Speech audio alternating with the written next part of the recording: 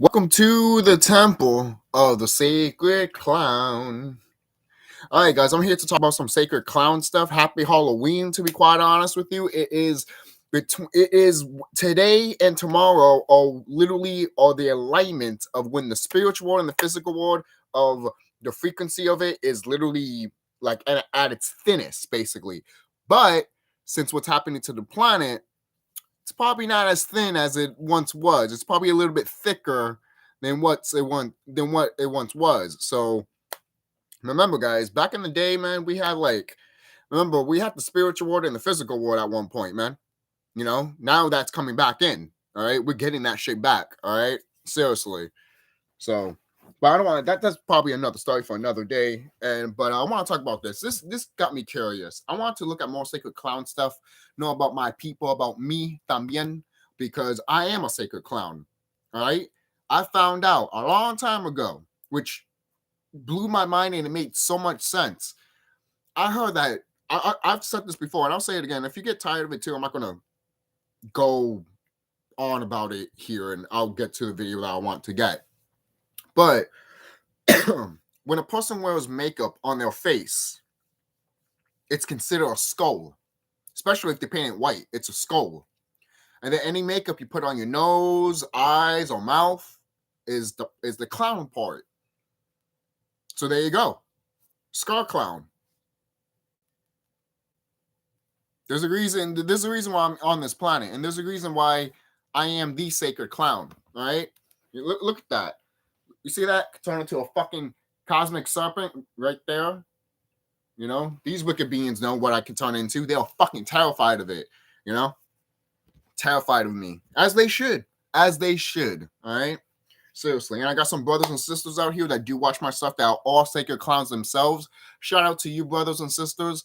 All right? You guys know that I am the sacred clown. Like, literally, that's one of the reasons why, like, when I figured out that I was the sacred clown, basically one of the reasons why you have the Joker and people that dress up as clowns and everything like that, most people are like, oh, it's just to make fun of you or anything like that, because we used to be different types of color pigments, you know, like red, green, and all that stuff. Which you're not wrong. It's not like these motherfuckers are making fun of us in a way. Hell, look at these Looney Tunes shorts when they make the stereotypes of us having like big lips up to here or some shit like that, you know. But why they did that? Why they did that? You need to look at a higher knowledge of why they did that. It's because they saw us like that. All right? They did. They saw us like that. Well, all of us were like this? No, of course not. Why would we? All of us were different. All of us were different. All right?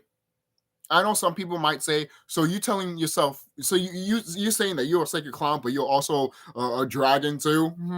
It's like, come on, man.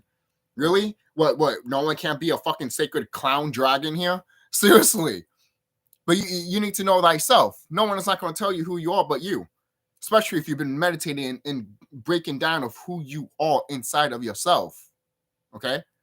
Especially when you have stuff that you find out about yourself that's within you and you get some experiences.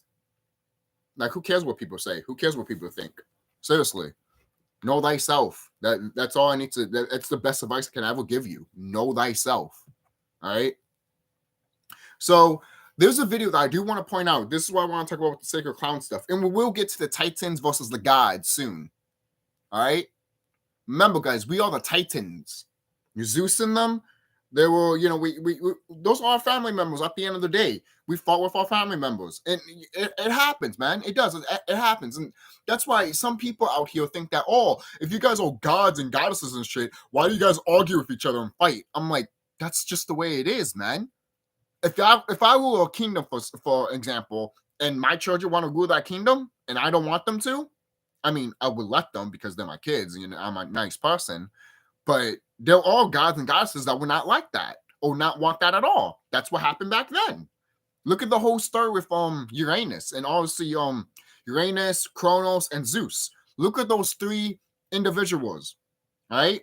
Kronos made the same mistakes the way Uranus did. His father did, right? And Gaia had to sit back and watch all of that shit. Obviously, but Gaia did, you know, Mama did a few things. She created new beings to fight with Zeus when we got put down into Tartarus, which I saw a video about that. someone was like, oh, but someone some orc lady was saying that, oh, Taurus is hell and everything like that, which she's not wrong, but Taurus is an example of this plane of existence.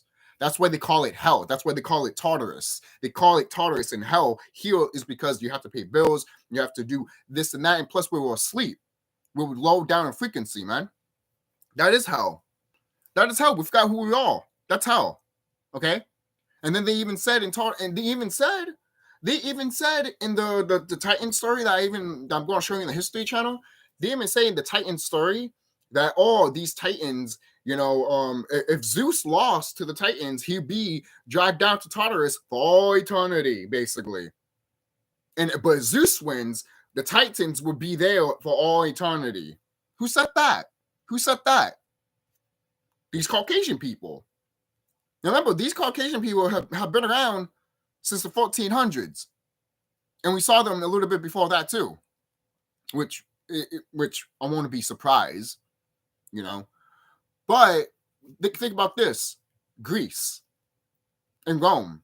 That's all them. And then when you have these Roman gods mating with their sisters, it's not true. It's a woman that they met that they at first looked at as a sister, but then fell in love with her and got attached to her in a way. And she fell in love with him, and then they made babies. That's just the way it is. It's like a sister walking down the street. If I don't know her, I'm going to be like, oh, yeah, that's my sister, basically. Just like when I see like a brother walking down the street, oh, that's my brother. That's what they were talking about. That's why you got to look more in depth into what they're saying. That's why when people be like, oh, Zeus married his sister and shit like that, that's what the fuck. It's like, you guys are not thinking. You guys are not thinking. You think that it is legitimately his sister. It's not. It really isn't. Okay? The only thing that goes to that shit is these motherfucking orcs. All right? They're the ones that have sex with their fucking spouses, siblings and shit like that. We don't do that shit.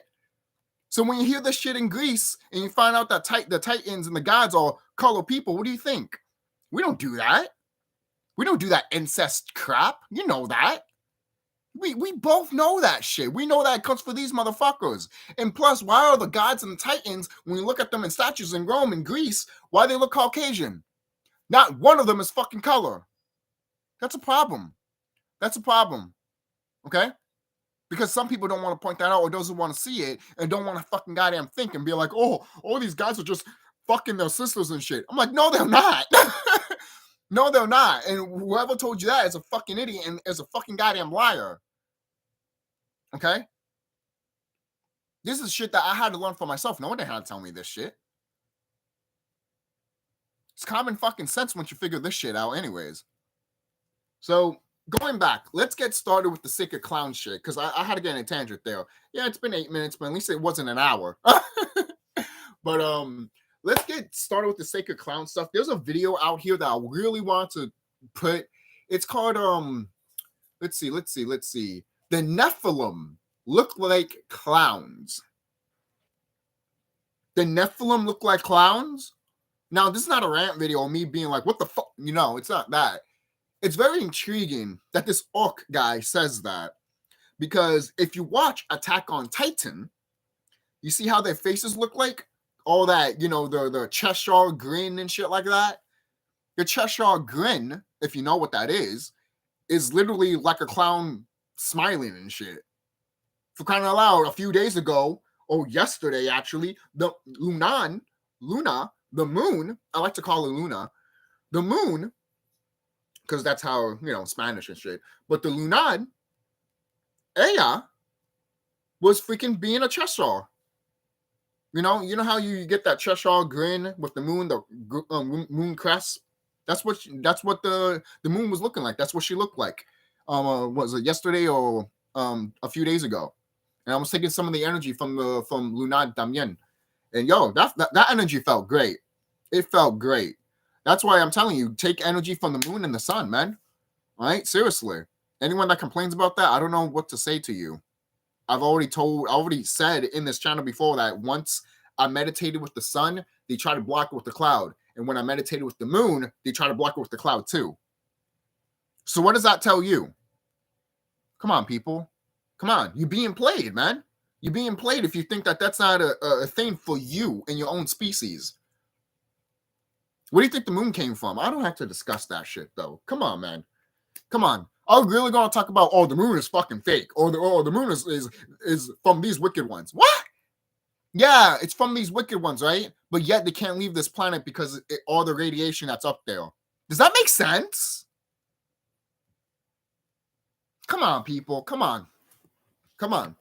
Stop thinking that your elite motherfuckers infiltrated everything that's around the corner of your fucking damn ward.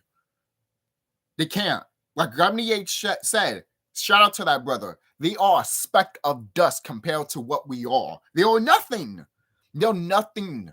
They're nothing. All at the end of the day, they are nothing, and they will become dust. Because that's what they are. Dust. All right? You think the orcs are afraid of that shit? The reptilians are scared of that shit. They showed it in the Dark Crystal. Right? Not to say these orcs are not afraid of that, but these reptilians are scared of that more. And some of these orcs around here are like, well, that won't happen to me, blah, blah, blah. And I'm like, no, it can and it will happen to you. Idiot. Oh. So let's go. Let's go to this. That's what the title's called. The Nephilim looked like clowns. So I will show you here. I'll put the volume down in this video so you guys can actually hear it. I want to put it at the same time as this video. So let's see here. No, let me go back. Okay. So if it's a little too bright on this camera, I will apologize. I'm going, no, actually, I think it looks pretty good. Let me see how it looks on camera. Oh, it looks fine, but you know. All right, so here we go. 1, 2, go. All right, so you guys can see it while you're hearing that. So I won't hold it for too long. I just want to get you guys the feel of what video I'm watching. So look at that, though. Hello, everybody, and welcome back for another video. Today we're talking the Nephilim look like clowns, the Ainu people. Now, before we get started, I just wanted to mention that the inspiration for this series comes from a channel called Understanding Conspiracy, and he did a 17-part series, actually, talking about the Nephilim looking like clowns several years ago. And I definitely want to talk about that. I'll watch it eventually. So, getting back to Japan's forgotten people, let's talk about the Ainu. Remember, we're all over the world, people. All over the world, including Japan. Before it was Japan. Now, this group of people, when you start digging in a little bit, you start looking into their origins and coming across information talking about how their origins are murky. But some scholars believe they are descendants of an indigenous population that once spread across northern Asia. Okay, fair enough. Now, I guess they were largely centered or located in and around this island called Hokkaido. And I believe it's the second largest Japanese island, but just another article talking about how the origin of the Ainu people and language is, for the most part, unknown. However, there are many theories, as there usually is. So what really see that picture? My attention with this people. Look at that. The tattoos that a lot of the women have, and look at the guy in the middle. Reminiscent of the painted on smile that you would see on the Joker. But these are actually look at that. Tattoos. So this guy in the middle. I see these interesting customs or initiations of indigenous peoples that can be tied to jokers and clowns, I'm very interested, because as I mentioned in previous videos, the Hopi clowns, about the Hopi people in the American Southwest and their sacred clowns, and they had these ceremonies where they would dress up as these sacred clowns and with these stripes and interesting headdress, and it's just all very, very interesting. And we also talked about in another episode the Selknam tribe in Tierra del Fuego, which is on the southern tip of South America. And they have now these right here. These are my people, man. Seriously. Sacred clowns, guys. Seriously. I'll keep going to the video. And if you want to look at that video too, again, I already set the title, but I'll say it again just in case if you want to write it down or you'd be like, oh, say it again because I kind of really didn't hear you the first time or I forgot. It's called The Nephilim Looked Like Clowns. Yeah, basically if you put Nephilim Look Like Clowns, or if you put what I put on the Google Shorts, YouTube short search, I put Sacred Clown Joker, and you will find it. Just keep going, scrolling down, and you'll find the title. So at their own ceremonies, initiations, rituals, where they would remember the Hopi prophecy. I was going to mention that, but remember the Hopis have sacred clowns, and then they talked about the Hopi prophecy. What's the Hopi prophecy? You guys know what it is. I don't have to explain it here. If you know, you know. If you don't, look it up. Look it up. I don't have to tell you everything. Seriously. We have Google. You can look this shit up. Literally, it's not that hard. It's not that hard. And it's been talked about forever. Even Ralph Smart has talked about it. So, moving on. Dress in the similar ways as the Pueblo clowns. Put the volume up So a bit. there seems to be an interesting connection with a lot of these indigenous peoples and these various customs and ceremonies and initiations, rituals that seem to be tied to these sacred clowns potentially. Now, looking into this tattooing a bit further, I came across an article talking about the tattooing among Japan's Ainu people, and just briefly, it just you hear them? Tattoos. Sigils on our hands and shit like that. Then he even showed you a lady there in that video that she had like markings, tattoos on her arms right here. Those are sigils at the end of the day. mentioned how that for the Ainu, tattooing was exclusive to females, as was the profession of tattooist. So yeah, I'm just really captivated by these tattoos that were a consistent element of this group of people. Now, I want to say this too, before anyone says anything. I know that there will be certain tribes, or well, not certain tribes, certain people that are not indigenous to this planet will copy our style and stuff, and then think that it's their own, which is bullshit.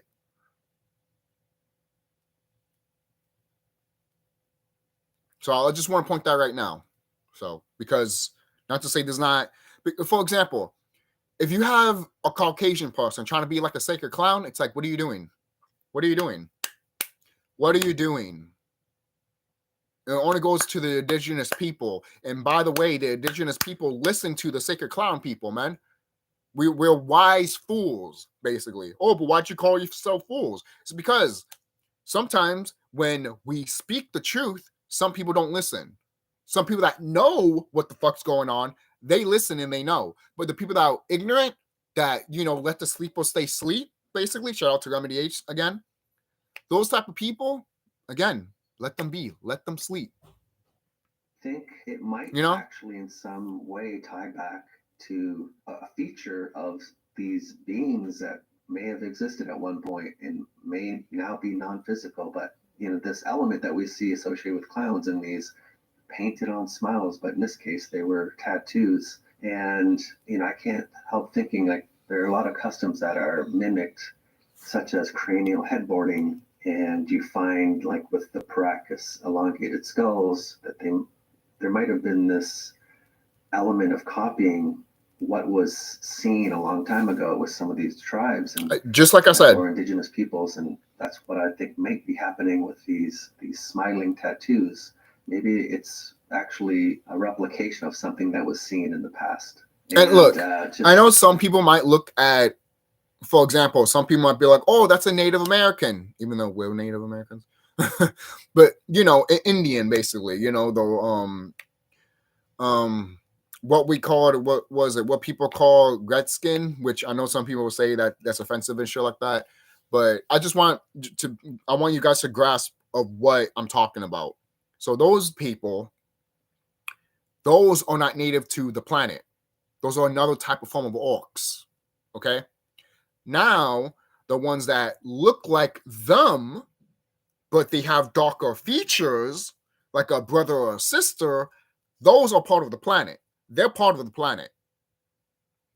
And most people like, how can you tell and all that stuff? It's I can understand if you can't tell or anything like that, because it took me a while to tell too. Mainly because I mean that's what happens when breeding happens when you do to another species, man. You look like your parent, then they switch that, and then they move that gene even farther, you know. That depends if they still marry into the not bloodline, into the culture of what they were in, basically. Like if I'm obviously I'm a color person, I would date a color person that's part of this planet, basically. So some of them did that, some of them did not do that, kind of like what we did too. So again, they're still our brothers and sisters. So some brothers and sisters out here have made mistakes and have done things that they're not supposed to do, and they still doing that. So it's going to end eventually. It is. It's going to end eventually. Moving on here. For the official and again, before I continue on, I do want to say that these women that got these tattoos on their, on them to look like clowns and shit like that, these are Harley Quinns, baby. We are the Jokers and the females are Harley Quinns. Right? Seriously. There's a reason why Joker and Harley exists. And why do you think people are crazy and love the character of the Joker from Batman and love Harley Quinn? For crying out loud, people love Harley Quinn so much that she literally doesn't have to be right next to Joker just for her to be popular now. That's how popular she is. And I'm happy. I'm happy for that character in a way, because when I look at these characters like Joker and Harley Quinn, I know they're part of my people, and I know they're an example of what my people used to be, man. You know how Joker is, destroying, making chaos. You see? Burning things up while Gotham has to rebuild again. You see? Gotham needs Joker, whether they admit it or not. But he kills people. I'm not talking about the killing shit. I'm talking about when he destroys the city of Gotham. You know? Of these tattoos. How much you want to bet when Joker destroyed some of the stuff, they made millions? They probably would have been pissed. They probably would be pissed until they saw that money rise and they're like, we cashed that out. According to For example, some of the information that's out there, these tattoos were believed to prevent evil spirits from entering the body and causing sickness. The lip tattoos also indicated that a woman had reached maturity and was ready for marriage. And finally, lip tattoos assured the woman's life after death in the place of her deceased ancestors. So those are all valid, but like I said, it is Halloween. We all talk about our ancestors here. We're talking about our past here, and it's Halloween, October 31st, 2022, baby. And I just keep looking at these indigenous cultures, and they have these interesting customs, initiation ceremonies, rituals. And I think some of it might be actually based on some of these beings that existed at one point in time. But again, that's just my speculation. But I just wanted to mention this was one of the implements that was used to apply these tattoos, an Ainu tattoo knife. Not looking like something I would ever want to try, but I haven't watched these videos yet. So all of this stuff that I'm looking at is new right now. Just wanted to mention that. And they also had this interesting custom surrounding, or tradition surrounding, these bears. So bears have a special importance in Ainu culture, and apparently there are over 80 words in their language to describe bears. And they even would bring these bears into their homes, treating them as honored guests or as one of their own children. And there's a lot of interesting photos that you can find with this people and bears. So just wanted to mention that. But what are the odds? By itself, you look at it, oh, it's an interesting custom that they have. But when you start looking at several of these indigenous cultures, you see these elements that keep popping up, and I just can't help wondering. So I just wanted to mention that. And of course, just one more point, this group of people, the Ainu, according to some narratives, the Ainu are considered to be descended from the Jomon people, who I guess inhabited the same regions. And this group of people, the Jomon people, they're the ones who had these really interesting figurines, the Dogu figurines with the large Google-eyed figurines. And they had a lot of interesting pottery as well. So there's speculation that the Ainu got a lot of their spiritual beliefs from this group of people. I'm not sure, but I thought it was just worth mentioning. So okay, I want to say this too. That's the problem with some of these people, and some of all people too. Oh, you spiritual, so it's just your spiritual belief. I'm like, no, it's my spiritual knowing. Something that you don't understand and overstand because you haven't fucking goddamn connected to a fucking goddamn planet, you lazy piece of shit. So don't think that, I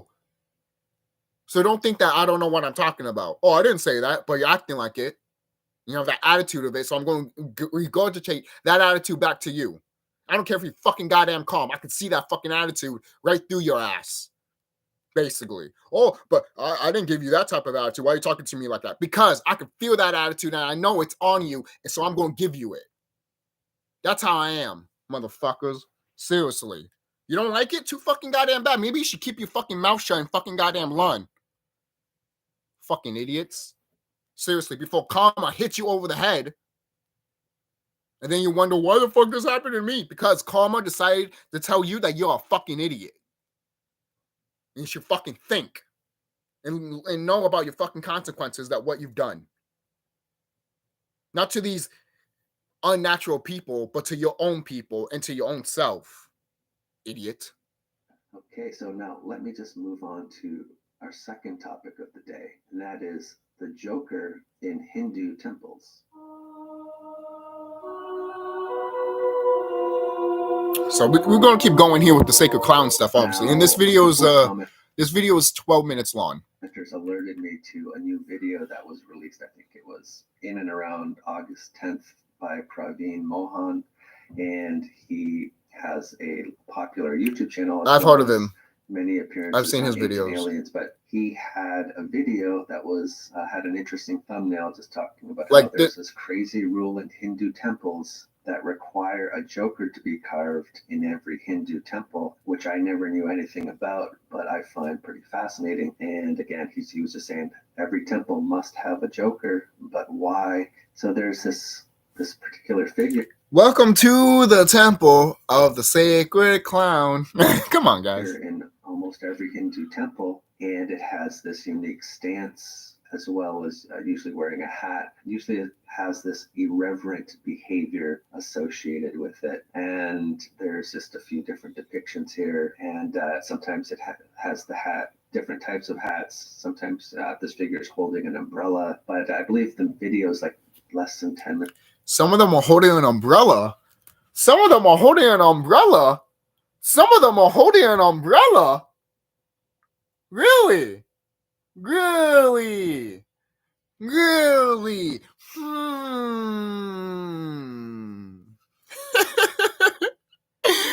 on, guys. You can't make this shit up. You can't make this shit up. Shout out to Serious Temple Damien, man. When he mentioned that whatever you draw on the fucking paper is real, that shit resonated with me so fucking much because that shit is true. It is true. If you don't believe that, then where do it came from, man?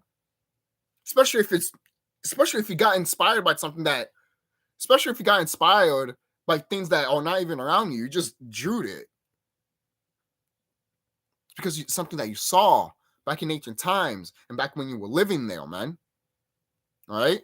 And you know these things are real and things that you've seen in your dreams and shit like that, man. These things are real.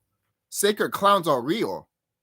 Right? There's different types of skull clowns, but there's only one basically, and that's me, obviously. But I'm not trying to toot my own horn here. It's just that when you look at information like this, you look at it and you be like, yeah, there's a reason why these motherfuckers don't want to know who you are. But they will put it right in fucking front of you and laugh at you and be like, look at this dumb motherfucker that doesn't know who he is. And put it right in his face. But when we do see it and they put it in our face, they're like, oh, how dare you? How dare me? How dare you for making me fucking forget? And how dare you for fucking chopping down and killing these fucking goddamn trees? They're all fucking family members. Fuck you. All right? And already you've seen these trees started being active right now. Don't be surprised when you see all these trees coming after you, fucking pathetic motherfuckers. And don't be surprised when these trees start getting active and all of a sudden you see them fucking killing Caucasian people. Don't be surprised. Don't be fucking surprised. And then you're going to look at them and be like, why are they doing that? They must be evil. No, they're not. They're doing something that you fucking haven't done. Because you want to fucking live comfortably. Motherfucker, no. No. You live in hell. You live in hell. You live in Tartarus. So why the fuck do you need to be comfortable? Why are you comfortable? You comfortable in the fire? Oh, this is fine. You know that meme with the dog and everything's all in flames? This is fine. This is fine. This is fine. No, it's not. Paying bills, paying rent, and all that shit, that's not fine. That shit's ending. And when you tell people that, they're like, why you want to chew your own gums? Because you're scared. You're scared of something that's gonna be changed and different, and you don't know how to figure out how to cope with it. You like Stewie. I don't like change. Yeah, you don't like change. You like everyone else that's on the internet. You don't like change.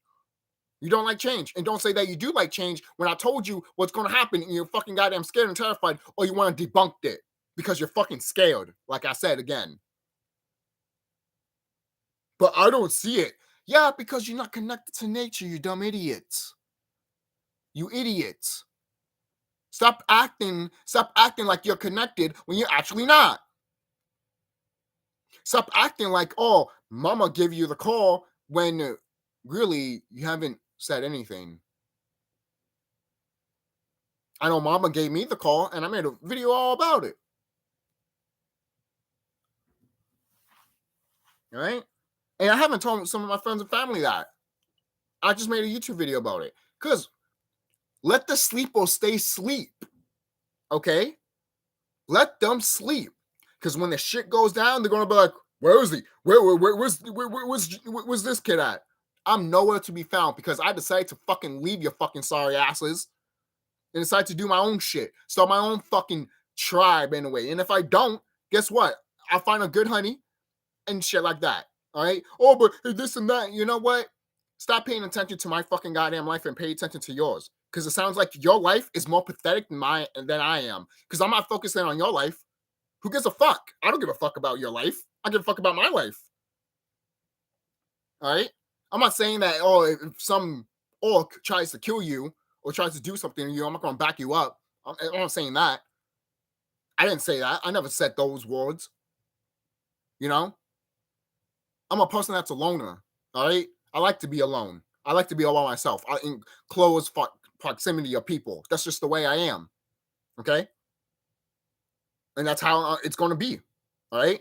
I might hang out with some titans, some goddesses and shit like that. But overall, I like to be in my own fucking goddamn space, in my own fucking goddamn island, all by my fucking self, so no one fucking goddamn bother me.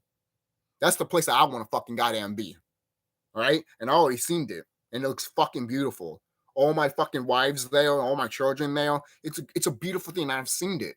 And I've seen it so many times. Every time I wake up, I literally see myself on a beautiful fucking beach, on a beautiful fucking island, with all my beautiful wives from past lives and shit like that, and my children too, my Neptunian children. They're already going to come here. I hope you guys know that. They're coming here. They're coming here. They're all coming here. And they're all pissed. They're all very, very pissed. All right? Very. You think I'm pissed? Oh. You guys see me pissed.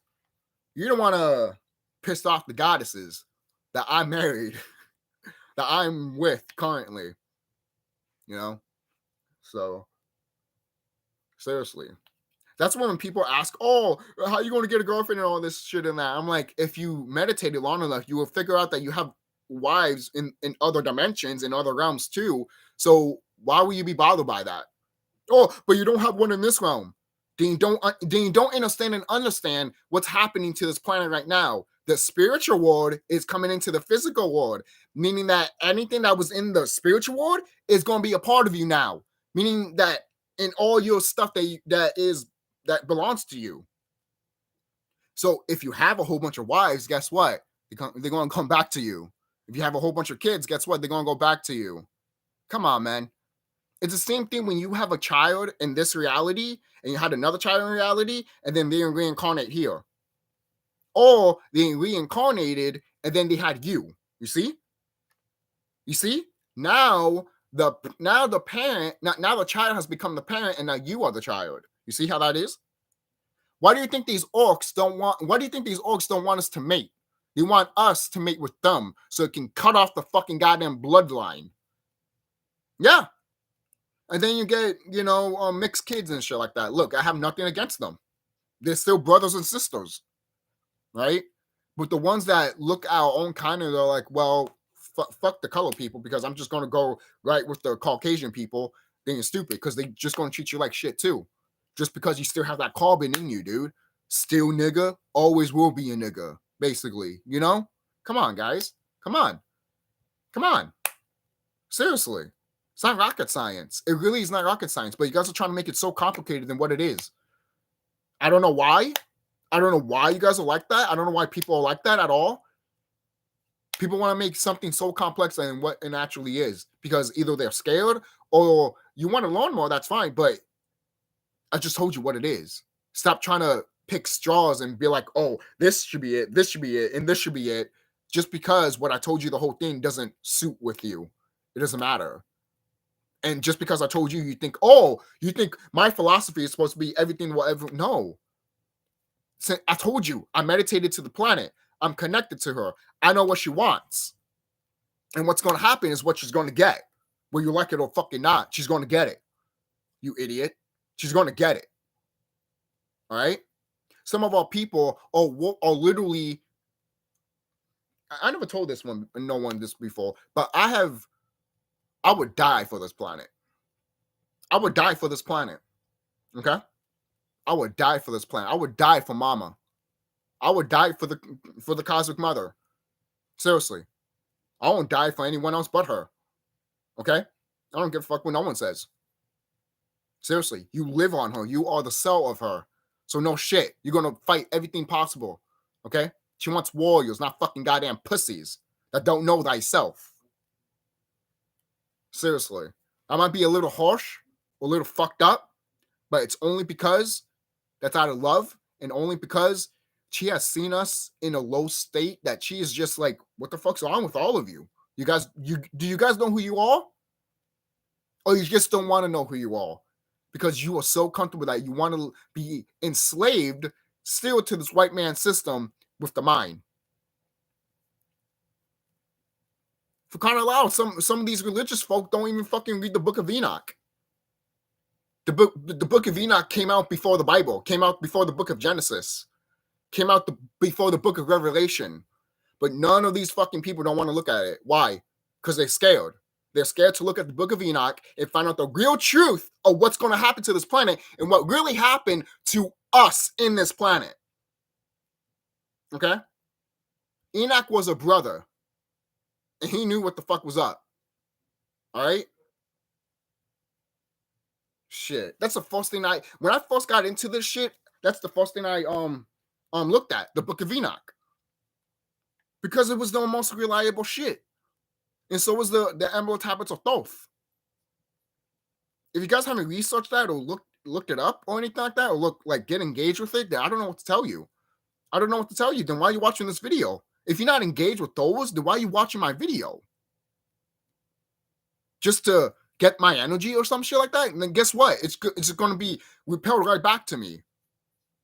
Because you're just going to a person to just take their energy. And that's not going to work. That's definitely not going to work. Especially the time that we are in right now.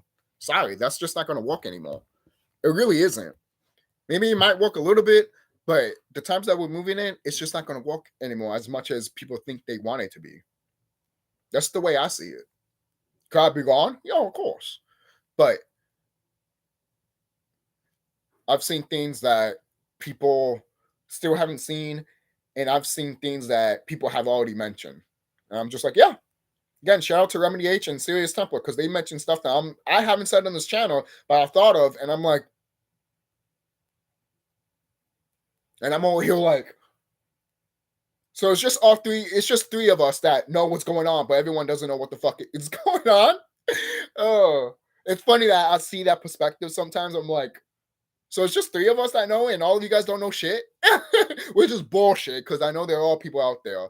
But I just thought it was funny to point that out, because I'm all like, sometimes, you know how sometimes you look at people and you're like, So it's just only these two people or this person. So why the you know? So it happens. So It I will leave a happens. link to it, but he believes it's this figure called Ashtavakra, and I believe this figure was known to be this self-realized saint. And I guess this person had rickets, according to the narrative, and that would explain the stance. And I'm not sure about all that, but the one thing that he brings up in this video is how wherever you see this particular carving, it's usually very close to other carvings of people engaged in lewd behavior, sometimes these sexual scenes, and he seems to have this irreverent behavior, very similar to what we see with these Joker and Jester figures. So I guess I would probably disagree with him on this interpretation, but interesting nonetheless, and I'll leave a link to the video so you can check it out. Lastly, I want to touch on just a little update on the curious case of B.O.B. Body, bad body odor. No. Now, in several other episodes in the series, I just touched on how this name Bob pops up in interesting places, such as the Illuminati card game, and there's this figure Bob Dobbs, and this particular lyric pops up in at least 3 different songs that I've found, and it's usually repeated. And there's a rapper B.O.B., and you've got this possessing spirit in Twin Peaks called Killer Bob, and it just pops up in these really interesting places. So apparently there's a new Top Gun movie called Maverick, and Maverick is played by Tom Cruise, and he's a fighter pilot, and he's an instructor in this particular movie, and he's training these new fighter pilots. They're all given these unique call signs, and there's one particular pilot that is a new character, and his call sign is Bob, B-O-B. Now, in the movie, his name is Bob as well. So I guess typically these call signs are supposed to be unique and different. They're not supposed to be your name. So it's just an interesting thing that one of these characters has. Just checking my shoulder. Bob, and that's his actual name. But there was an article just talking about how in Top Gun Maverick, it never answered a mysterious question as to what B.O.B. actually stood for. And there's a lot of speculation as to what it stands for, but it never is actually mentioned as to what it stands for in the movie. So I just thought that was interesting and worth the mention. And somebody also alerted me to this company called Arla, and I guess they have a new type of milk, and it's B.O.B. B.O.B. milk. B.O.B. milk. In this case stands for best of both worlds, but they're just mentioning here on their website how it's a bit of a strange name at first, but once you get to know it, it all makes sense. And I guess it combines the benefit of fat-free skim milk with all the delicious flavor of semi-skim milk. So just something that this connection with dairy. I'm sorry, it's just the way it sounds is hilarious to me. I've come across, and I just wanted to mention it. Now, I think the plan is to take a break from the series. I know not everybody is interested in these topics as I am, but I know there's a lot of you. Let's see if he let's go back to his channel. Oh no, that's it. All right. Well, are interested. All right, let's get out of this video and look at another video of the Sacred Clown. Let's see. Yeah, Joan Cronin talks about DMT meeting jesters. If you haven't seen that, you can look it up. I'm not going to talk about it here, mainly because I mean I've seen it. That's the thing. I think I've seen this video, but it's really, really good. Until we deal with the fact that a devout Muslim who doesn't eat bacon was accused of being a crackhead. Until we establish the fact that they said that he went to Africa to smoke cocaine when we know they don't have running water and food over there. When they don't have paved roads over there. You say they flew past Chicago and Miami and LA and New York and Detroit. You say they went past Cleveland and Fort Pierce, Florida, and they went past Okeechobee and Oakland. You say he went to another country where they smoke. You talking about somebody who has a wife and children, 5 children, that lives on a farm, doesn't live here in Hollywood. You saying you convince people that person was an insane crackhead? And he hasn't been on movies and TV for 8 years. Is that correct? Okay, then don't tell me about what you want to tell me about. I just watched you decapitate the king in front of me. And then act like he's supposed to catch up and be a regular comedian like everybody else. But no, he didn't go for that. That's not how, and he was out there with us for 20 years. They called him Pilot Boy because he had 19 pilots in Hollywood and everybody passed on him and said his show. Then when he made $500 million, they said even though his contract said he should get half of it, they said he made too much for the contract to be valid. So we'll offer you 10% of what you made.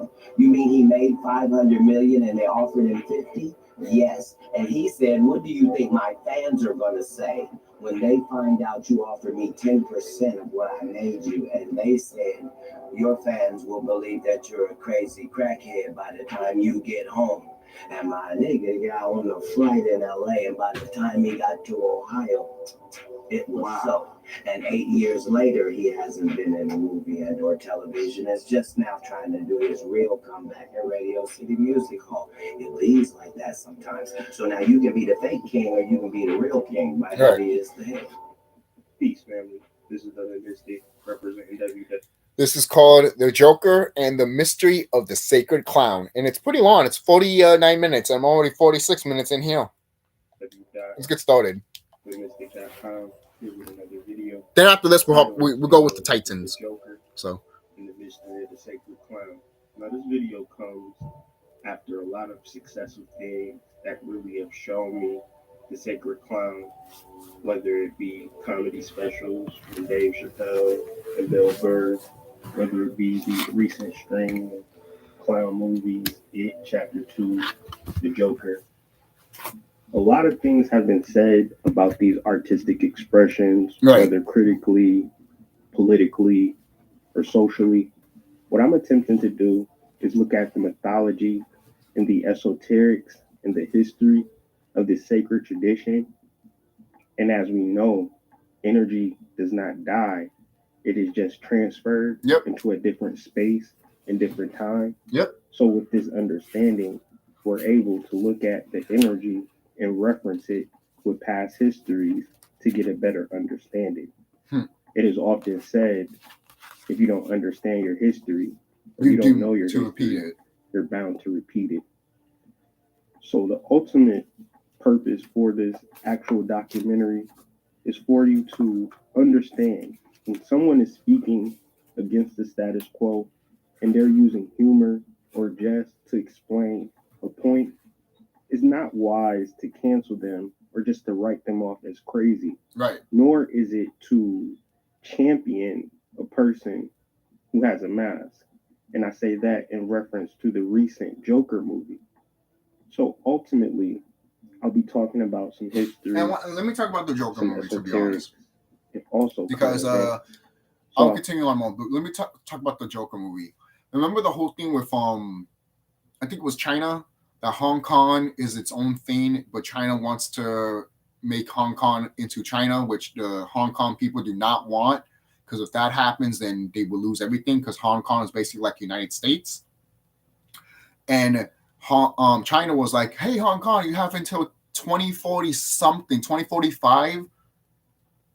Basically, in 2045, they'll be connected, and they're like, "Oh, we gotta fight now before this happens," and shit like that. And looking back at it now, it's funny that they say 2045 because I'm just like, yeah, okay, whatever, idiots, you know. But when you look at, those these Asians, the way they painted themselves, they look like sacred clowns. And my mask that I showed you right there, they had the same exact color, almost like what you saw in the Joker. And I made that mask a long time ago before the Joker even came out. If you watch my my main channel, the CHUCKY channel, and you look at these old videos that I had, and I used my mask, to open up the intro. So there's that, I knew that once I saw the Joker movie and I saw what these Asians were doing in Hong Kong, I knew that these motherfuckers, I knew these guys, I knew that CHUCKY was a thing. I knew it was a thing. That's when I knew that, I am the sacred clown. That's when I finally realized that, oh shit, I'm actually a deity. I'm actually a thing, a spirit around here, basically. Especially when I go to sleep. I'm around here doing shit that many people either will not see, or these wicked ones will see and they be fucking terrified, because usually I go after them sometimes. I do my own thing, but if I see them, they're gone. That's the way it is. If I see them, they're gone. They're gone. Just I don't hesitate or anything like that. If I see you motherfucking wicked piece of shits, you're gone. All right? Hope you gain something from this message as well as learn some history and maybe get some information that you may have not heard before. So let's just get into this conversation. Throughout civilization, throughout history, there's always been a clown, a trickster, a fool, a court jester, a buffoon. These are many names for what we can understand today as the modern clown. Yep. But that clown just didn't come out of the want or desire to entertain children and get children to laugh. This actually is an ancient mythological practice that has been seen in medieval Europe, Africa, Native American, Aztec, and Mayan cultures, and all points in between. Yep. All of these cultures celebrate what we call as a clown character in some form or fashion. Now, the court jester or the sacred clown was usually given great freedom of speech. He was the one who could speak out against the chief or the ruler and speak negatively to their ideas. Yep. And through this humor, it's what is in most writings that I've read on this, it created like a safe valve so people could express how they feel in an oppressive system without being vilified. And the way that they do it is through humor, get you to laugh about the paradoxes and the things that are oxymoronic within society. And so, through this modality, these actual tricksters were venerated throughout society, whether you talk about tribal Native Americans or Western African, Ifa, and Yoruba traditions with the understanding of Ishu, the understanding of Odin in Nordic mythology.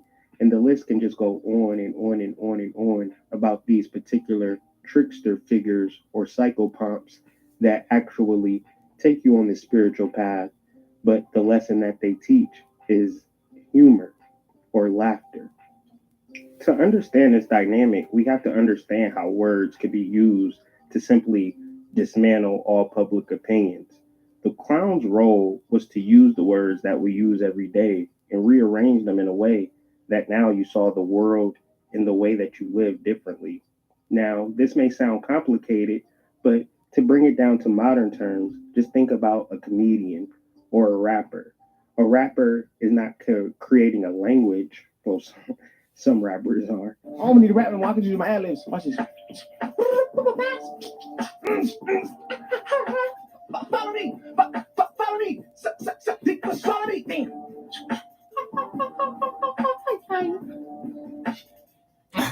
Thank you. It's just background music.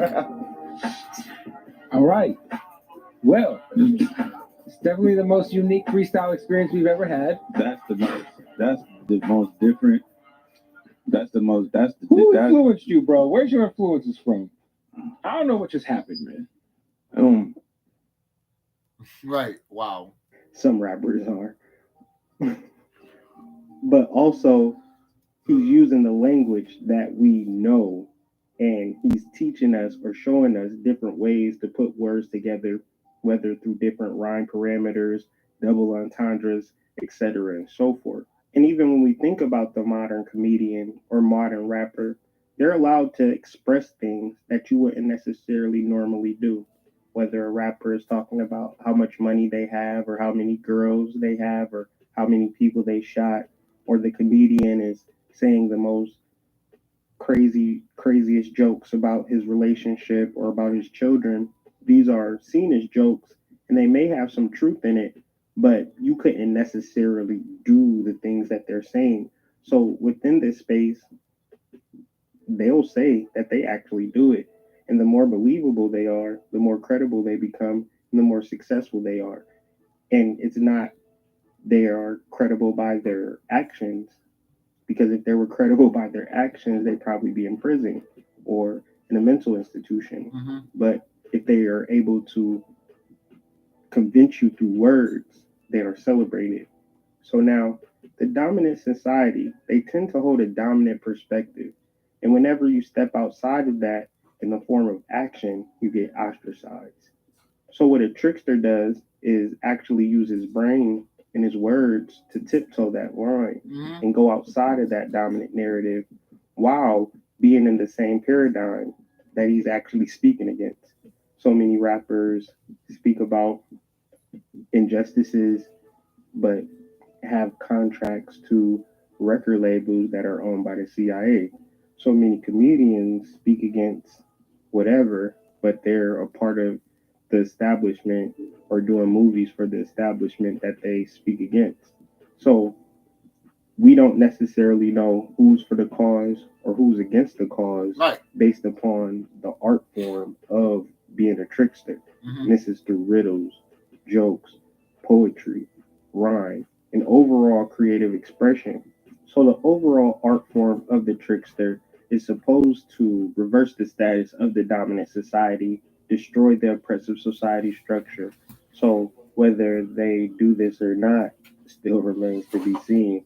But in ancient mythology, the trickster is a mere character or a personification of secret knowledge or intellect, and this knowledge remains above your current reality. So it could seem like your mind is playing tricks on you or forces you just to go outside of your boundaries or societal norms. I think the Ghetto Boys had a song called My Mind is Playing Tricks on Me, which is your mind playing tricks on you. But since human beings like to personify and put particular human characteristics on things that we can't understand, Right. the personification of information that stays beyond our grasp or beyond our reality. So I'm just going to touch on a couple of things that will lead me up to my final point in my actual critical review of the movie Joker. But it starts here in Native American religious concepts. So the first religious concept that I'm going to deal with is the Hayoka, which is a sacred energy that is quote unquote said to rattle the cages of complacency, said to rattle our mundane lives, which represents a mirror that reflects our actions. And this is no different from the Orisha issue. In art, they are shown, the Hayoka rather, are shown to be riding a horse backward. And this is symbolizing the attempt to turn things back so they can reveal hidden truths.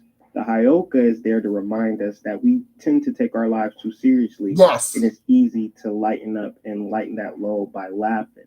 In Hopi tribes, there's another concept of the clown Kachina, and they provided amusement during Kachina ceremonies and often shown with watermelons. And this is not so different from the minstrel stereotype. They behave unusually and tend to lead the drumming for all tribal dances. The Hayoka and the clown Kachinas, they are both thought as moving backwards and forwards, upside down. And this is just symbolizing that they represent a contrary to our normal nature. So let me give you some examples of the tribal context of the Hayoka. If food is scarce, a Hayoka may sit around the tribe and complain about how full he is. During a heat wave, he might cover up with a heavy blanket and shiver. Then when it's cold, he might wander around naked complaining that he's too hot. Huh. So what they do is what is called a sacred clownship, and this is called a straight and outer. And so what this does for the indigenous mind or the ancient mind is remind them that their good or bad is not related to Christian concepts of the invader. And although Hayoka translates to a sacred clown, it is much, much more than that. Because this sacred calling can't happen to just anybody. Yeah. It has to happen from those who get the particular dream. And when they get the dream, they begin to show people different things. And the problem when you show people different things is that they call you crazy. So it's not that the Hayoka are crazy, It's just that you are trapped in your mundane nature Mhm. and can't see anything left or right from you. Mhm. So there's also a movie about this actual science, and it's by Robin Williams, and it's called Patch Adams. And there's also a scene in The Joker that relates to this, where the Joker is in a hospital with children, and he's dancing, doing his clown thing to heal them, which speaks to the Patch Adams thing, where he is said to quote unquote cure kids from cancer by dressing up as a clown and making them laugh. Well, the Hyoka is the source of wisdom and healing for the tribe. I say all that to say that in the Joker, his name is Arthur Fleck, and the etymology for Fleck is patch. I thought that was interesting. So, in the realms of reality, nothing is sacred to a sacred clown because he looks at life in totality. Yep. He does not look at the dominant society, does not look at colonialism, history, in the context of what the dominant society says history is. It has a way to connect to the history of the galaxies and the history of the universe. Yep. And within that, he may look at the world and see all of these automatons and think these people have really lost their way. Thank you. So instead of standing on a pulpit or being extra serious, it tries to show you that you're going about things in the wrong way through humor. And this is something that is hard for us to deal with because we may look at these people as crazy clowns and they don't have anything valuable to say. In the days before the invaders came, we had clowns. Not clowns like you see now, with round noses and baggy costumes. Our clowns wore all kinds of stuff. Anything they felt like, they wore. And they didn't just come out once in a while to act silly and make people It was laugh. every day. Our clowns were with us all the time. Yep. As important to the village as the chief or the shaman or the dancers or the poets. Thank you. To the colonizers of this country, the sacred clown was the most dangerous office based on their influence of public opinion. Yep. A warrior could be killed in battle, while a sacred clown could influence uprisings and revolts with mere words. You see? You heard that? Let me go back a bit. The influence of public opinion. A warrior Let me go back again. or the poets. To the colonizers of this country, the sacred clown was the most dangerous office based on their influence of public opinion. A warrior could be killed in battle, while a sacred clown could influence uprisings and revolts with mere words. See that? You see that, my people? You see that? Sacred clowns are very important. They are. They are very important to our society. They are very important to our people. Okay? And a while back, I made a video saying that a friend, a brother, literally had a dream. He was, well, not a dream, but meditating. He was meditating, and he saw. He told me it was Anunnaki brother. It could have been any. It couldn't be anybody, but he told me it was Anunnaki brother right next to a reptilian, and then we're pointing to a sign that I made. Because literally, I went to the ashram and I destroyed a building and I left my mark. I left my name there. And all of a sudden, he wrote to me. He was like, dude, I was meditating and this happened. And I'm like, what? Yo, I did that like yesterday. Holy shit, you know? And another thing, too, is that when he saw the thing, well, not what I wrote, but the conversation that the guys had, all he heard was, Sqawn must be stopped. That's all he heard. I must be stopped. That's what he told me. He told me that these motherfuckers, he saw these motherfuckers and they heard the conversation saying that I should be stopped. And they can't stop me. They never could. They never could. They never could stop me. I'm too powerful for them. They can't get right next to me without being scared or dying. All right? Seriously. I do that to literally, sometimes I do that to my own kind without even knowing it. And I'm like, oh shit, I need to like back away a bit. Because sometimes I'm not saying that happens now. It doesn't. What happened was that when I was learning my stuff, I started noticing some stuff. And I'm like, oh, I gotta pull that out a little bit because holy shit, if I get angry or do something, all of a sudden this happens. I'm like, oh shit, I gotta be over here.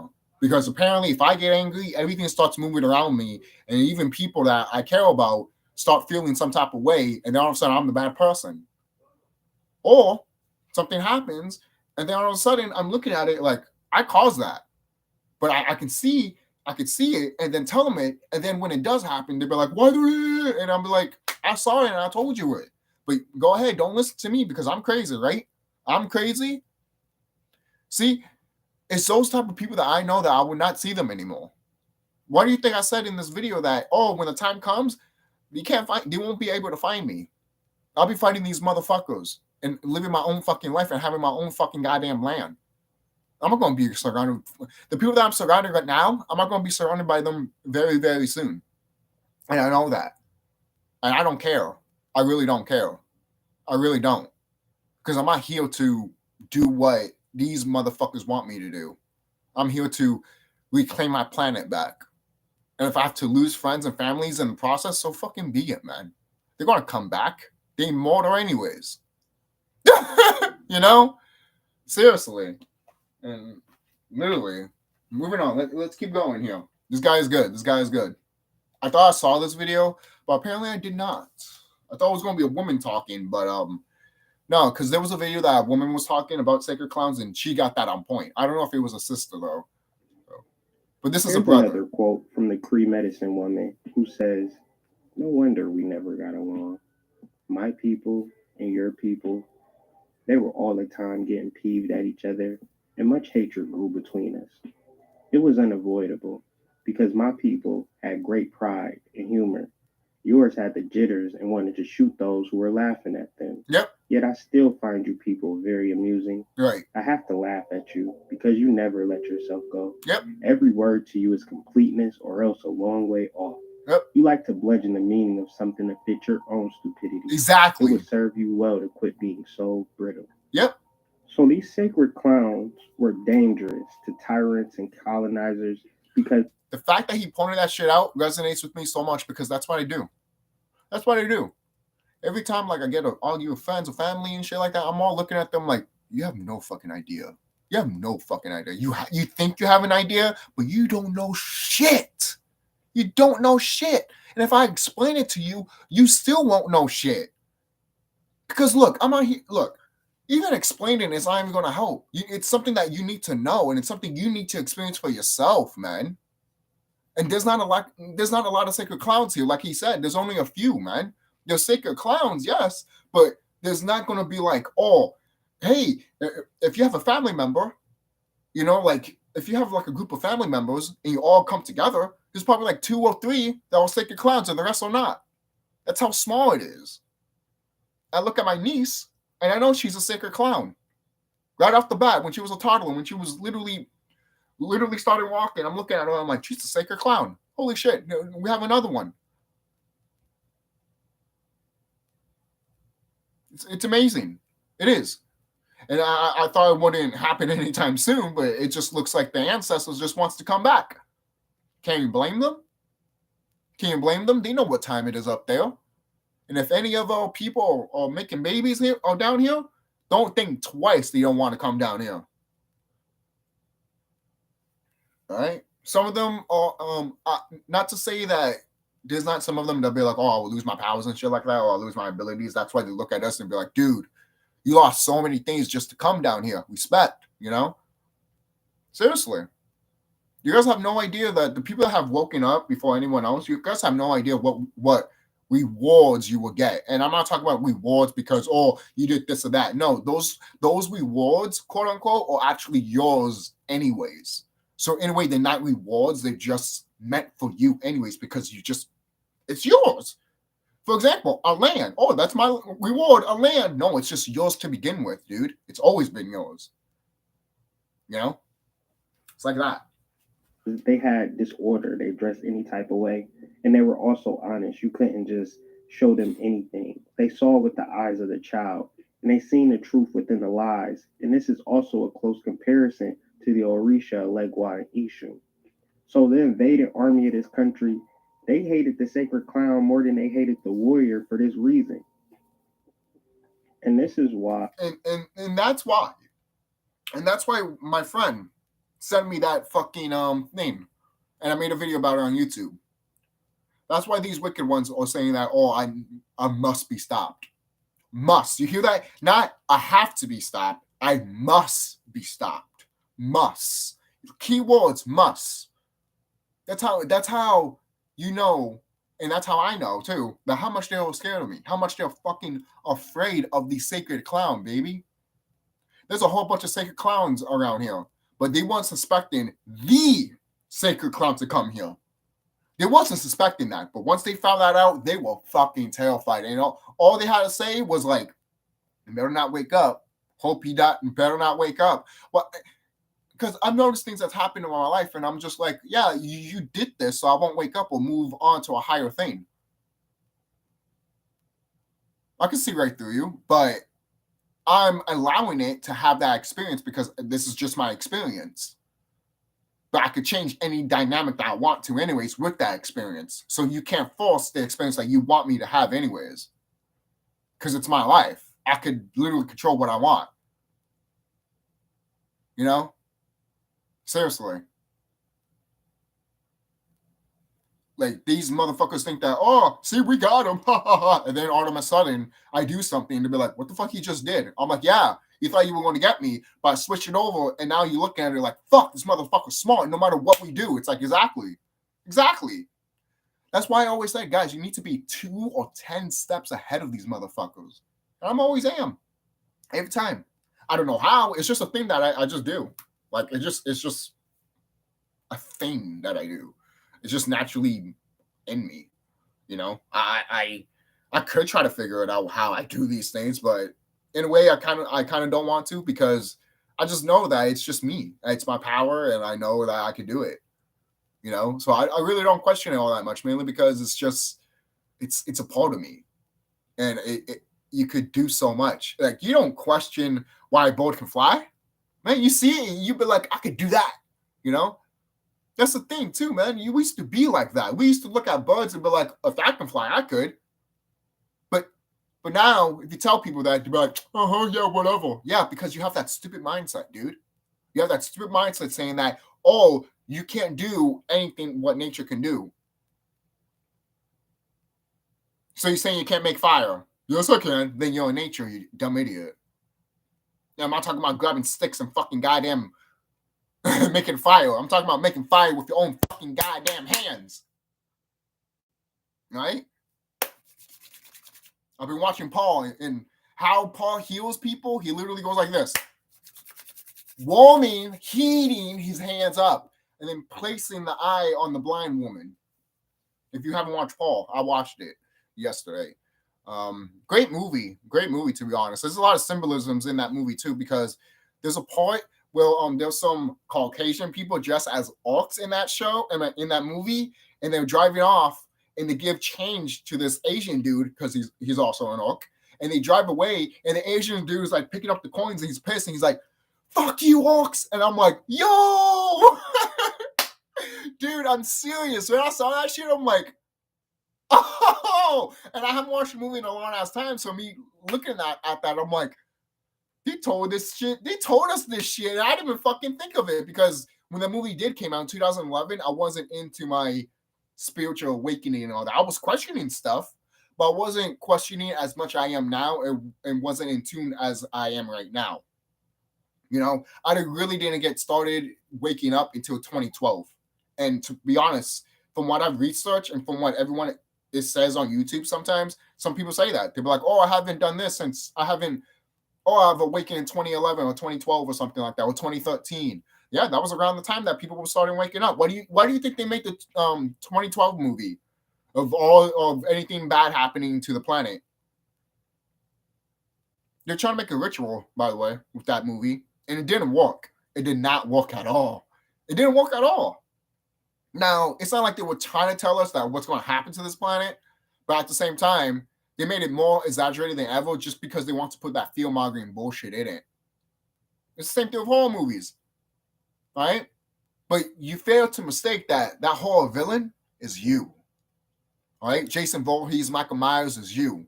Freddy Krueger is not you. Freddy Krueger is these wicked ones. You can tell. You can tell Freddy Krueger is these wicked motherfuckers. You can tell. Forgot out, they don't hide it in the Freddy Krueger movies, so you guys have to know. You know, it's not rocket science to be like, oh yeah, Freddy is a really corrupt, fucked up person. Yeah, he is. He is. He really is. You could chalk up on that because of his childhood. You know, is it, you know, the environment or the way you grew up? You know, it's always one of those things, and people like to want to debate it with that. It's like, oh, it's not how you grew up, it's just your environment. No, it's exactly how you grew up. It's not your environment. You know, it's always a debate. To me, it's always both, because you can always have you can always be surrounded by fucked up people, but if your environment's fucked up too, dude, you're gonna be fucked up. You're gonna get fucked up. You might even look at this whole shit and be like, fuck it, I'm gonna kill everybody, or I'm gonna burn everything. Sometimes people go through that, and it's sad. It's sad. Sometimes all people go through that, and it's sad. It's sad. No one shouldn't go through that. No one shouldn't. I don't care who you are. No one should not go through that. Okay? Seriously, I don't even think about for the wicked ones. And it's funny too, because I think about a lot of torturous shit that could be done to the wicked ones. But when it comes to that, I don't. It's kind of funny how that is, huh? It's almost like Harry Potter. When Harry is like looking at Voldemort, and he's like, I feel sorry for you. You will never feel love, or you will never feel love or no friendship. And it's just like, you're right. Like, I pity these motherfuckers. Like, you guys will never know that. And you don't care to know that. That's how you know that you guys don't have a soul. You guys don't care. People like that don't have souls, man. They don't have souls.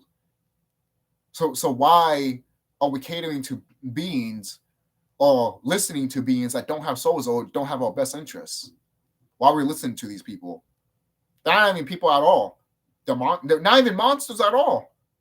They're wicked husk that don't have nothing to value for anything. That's what they are. They're hollow husk. That's literally, that doesn't have a soul in them. They can't even go outside without getting burned. They can't even live without drinking blood. These are beings that don't deserve to be on this planet, and these are beings that deserve to be in the pits of the pits. Okay? Seriously. I was going to talk about the Tartarus stuff, but you know what? I talked about it before. Maybe I'll talk about it another day, because in my other channel that got deleted, I talked about it there, and I'll probably talk about it one day. But if not, that's fine. It doesn't matter. So maybe one day the whole world will know. Who knows? But maybe, mainly because the Tartarus star constellation is a real thing, and I've heard some stuff that is a real thing in the star constellation of Tartarus. And yes, I have visited there in the astral realm. Like, I projected myself to Tartarus, and I've seen stuff there that I'm like, holy shit, you know? So I do say be careful if you are going to project yourself there, because you don't know what's going to happen to you. And if you haven't practiced of projecting yourself, like doing normal things like going outside, going out of your room and shit like that, then you probably won't have that not experience, but something might happen to you. Because if you keep growing of you moving yourself to the astral realm, projecting yourself basically like that, you become better at it. Because you're training your brain, you're training yourself. So obviously, that's how I did. I started off slow and then started things big little by little. And then it pretty worked out, especially when I looked at my surroundings and shit like that. Definitely, these wicked ones definitely fucking got harmed by it. You know, the whole thing with the whole capital that got caught on fire. Yeah. That's what happens when you piss off a sacred clown, you motherfucker. Especially if that sacred clown is a dragon. That the sacred clown is not even a normal conversation that we would have. even though we'll have things like Common View and Def Comedy Jam and Cat Williams and all of these different things, we don't understand the origination or the purpose of it. All we know is that we want to laugh. And this is how the tricksters learn to change their form. And a lot of them had to become invisible. And when they did become invisible, this allowed a new particular energy, aka the dominant society, to take up this tradition. And like with all other things that they take up, they like to distort it Yeah, and change it up to be something that it's it not. originally wasn't. Yep. To have us now look at the art form as some form of buffoonery Or or evil. something for children, Mm-hmm. when actually it is something that allows us to connect to our ancestors. So Yep. let's deal with the aspect of the individuation. Now, if you listen to this channel, you know that I love the concept of individuation, which states that we are individuals and we have to learn ourselves, and we are not predicated by our groups and our families and our associations. We can't live off of that Right. because those things are purely by chance Mm-hmm. and purely by our particular environments.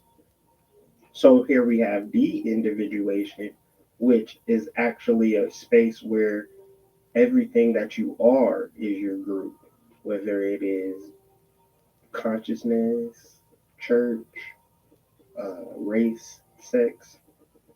It's like, since I'm a part of this group, whatever this group mandates, I have to stand behind.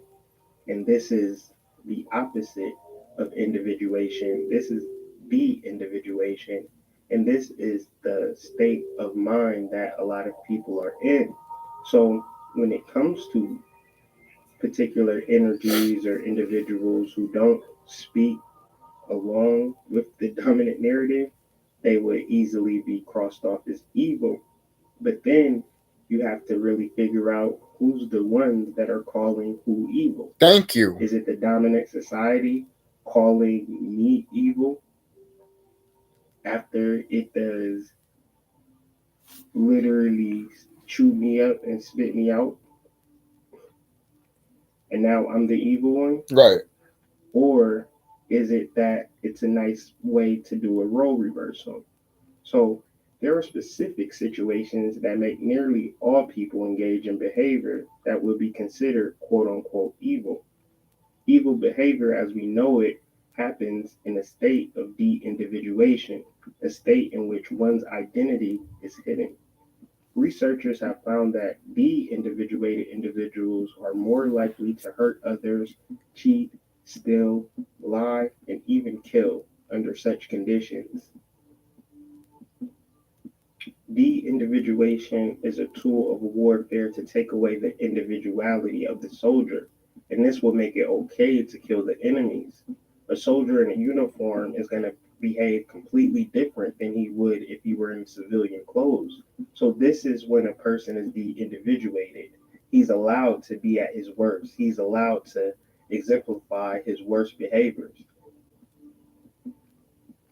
And so this study, this psychological study of de-individuation, allows researchers to come up with a number of phenomena that often seem unrelated, but they are often clearly related based upon the fact that individuals can act under the banner of a particular concept, albeit white supremacy, the government, etc., so forth and so on, and act in a way that shows their worst characters. But if you met them alone, James Snyder, he's the nicest guy.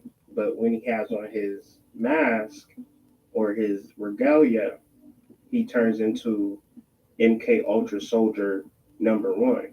And this is all related to de-individuation and how technology allows people to really get into their bag, really get into their funk.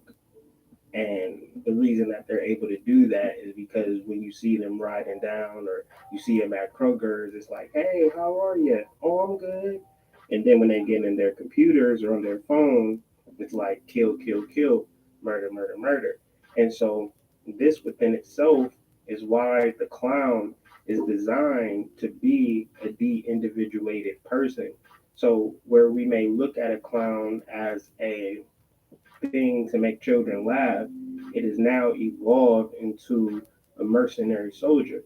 And I know that makes no sense, but if you watch the movie Joker, then this concept should slowly make sense to you.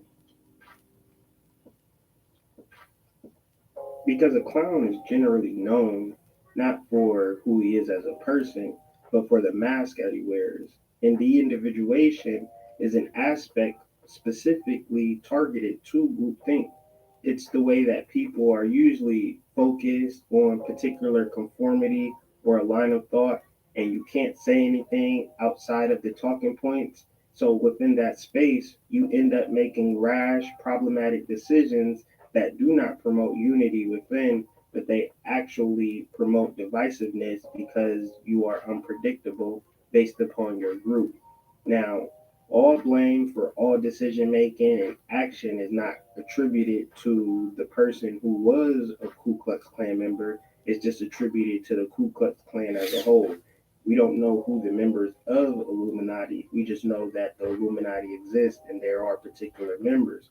But the power of a grouping or branding yourself, if one might say, it allows for people to come up under that banner and act in the most vilest and most foulest of ways. And so, the same way that people get under particular gangs and they act a particular certain type of way, but then when they get out of the gang lifestyle, it's like I would never treat my brother like that. I love my brothers. It's all about peace, harmony.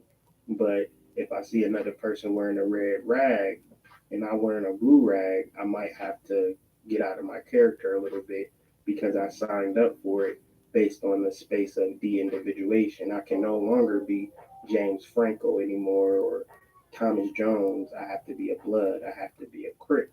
And this is not just gang warfare. This is social media. And what has happened as a result of quote unquote social media. I want to say something right now.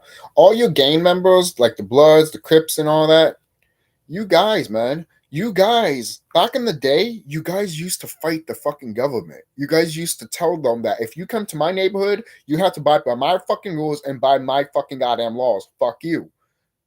But then all of a sudden, you guys turned around and decided to fucking walk with these motherfuckers that were literally disrespectful to you. And will bring you guns to your own neighborhood so you can shoot your own kind, and bring bad drugs into your neighborhood so you guys can kill yourselves. This is coming from the heart. If anyone gets offended of this, that's a gang member. I don't know what to why are you getting offended? So you really want to shoot your brothers and sisters all day because it's fun for you? Let me tell you something. You don't realize the karma that comes with that, right? Do you realize the karma that comes with that? And I'll say something right now. If you have that mindset, when this shit goes down, any brother and sister that sees you doing that is going to take you out immediately. Immediately. They won't even hesitate. They will literally punch right through your fucking heart. And anyone that you killed too with that gun is going to come back down here and look for you. You don't think that's not a thing?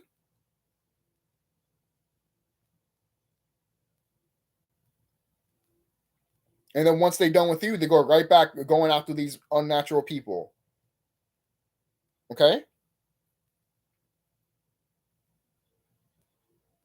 Karma, guys. Karma.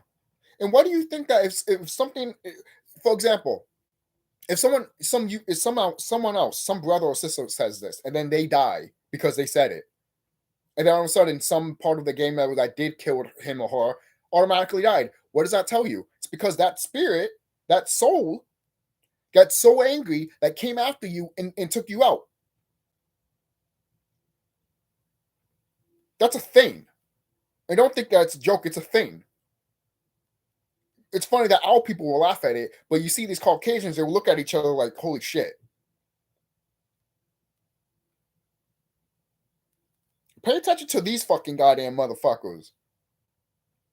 Pay attention to these pigs. If they freak out and you don't, there should be something why.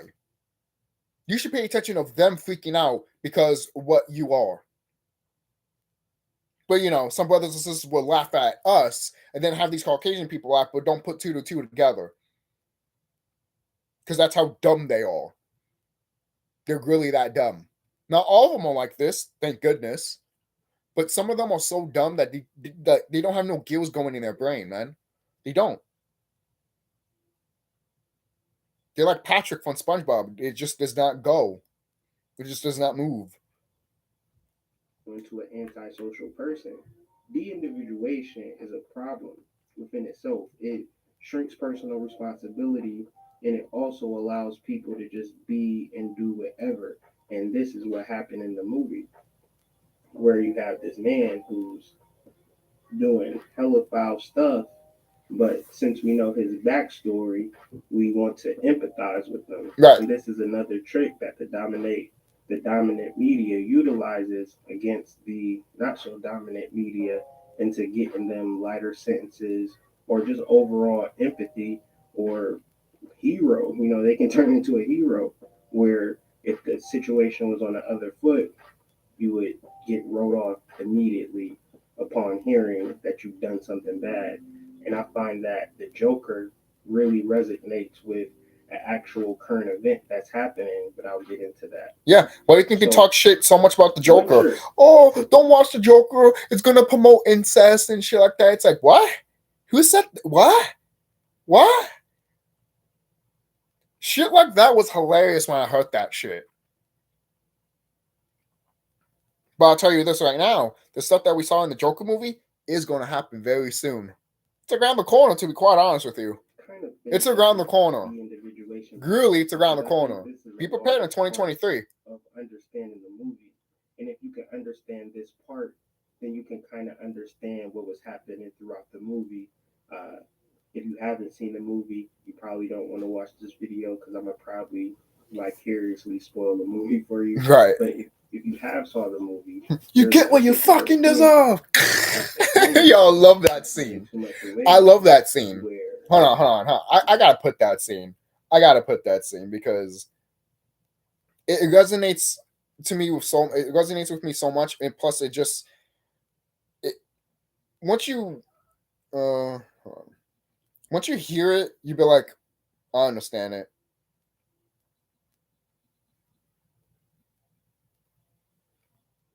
Okay, right here.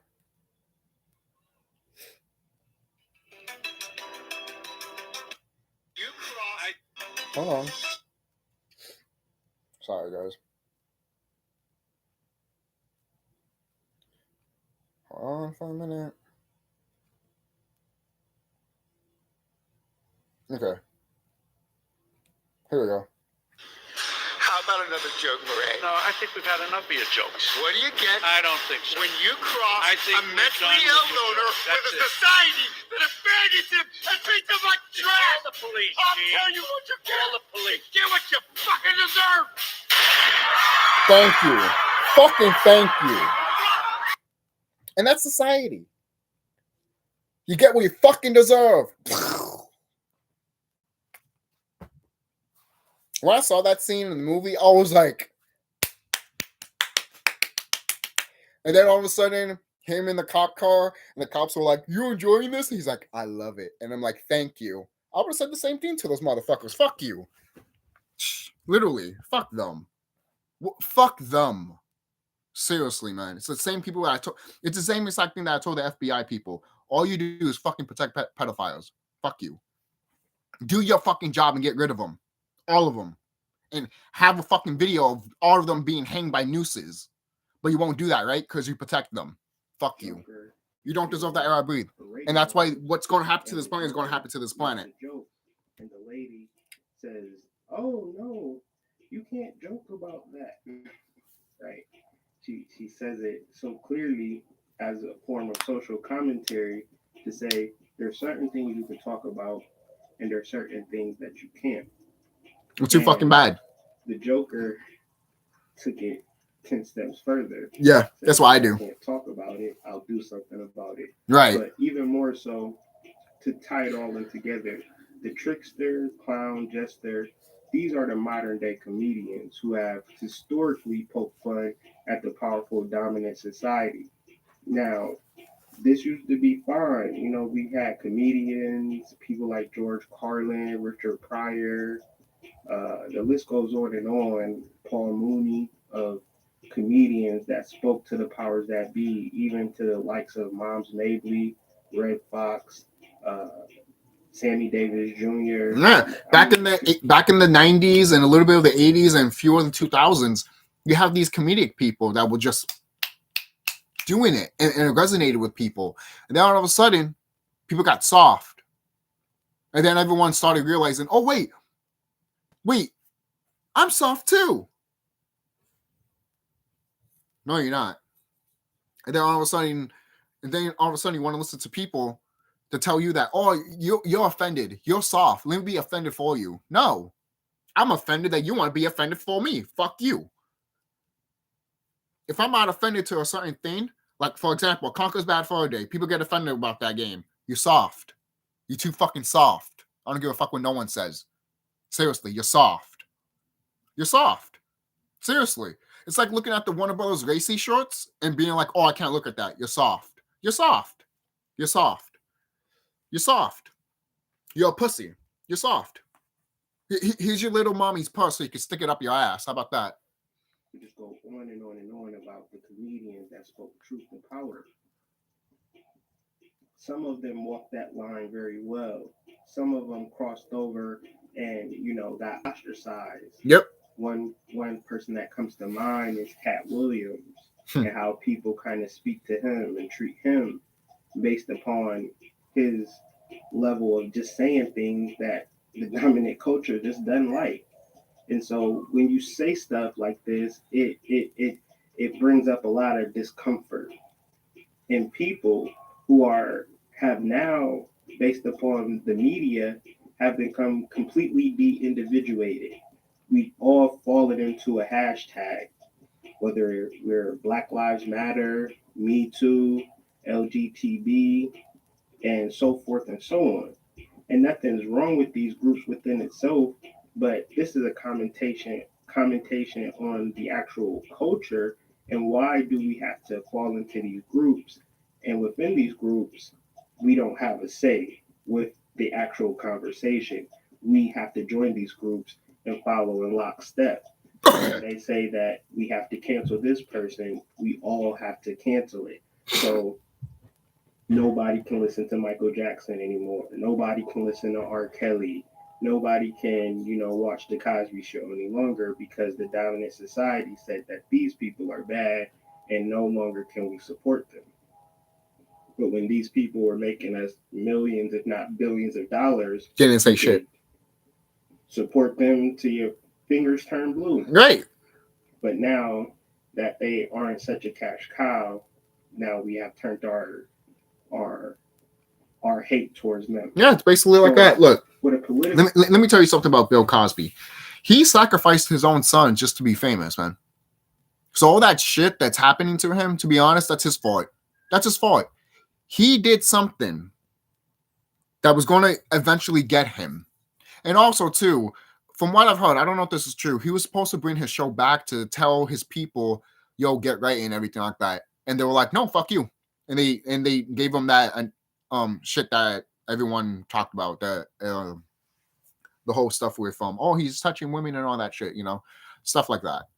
So, when you tell people that, they were like, oh, he did it. I'm like, I just told you that they push what I just told you that they put. I just told you right there. I just told you right here, literally, that, hey, once you don't make money for them, they cancel you.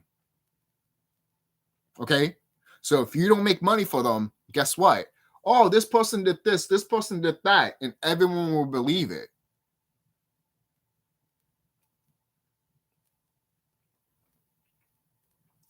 All right? Because you guys don't have a mind of your own. All right? Seriously. It's like the whole thing with Kanye, to be quite honest with you. You guys don't have a mind of your own.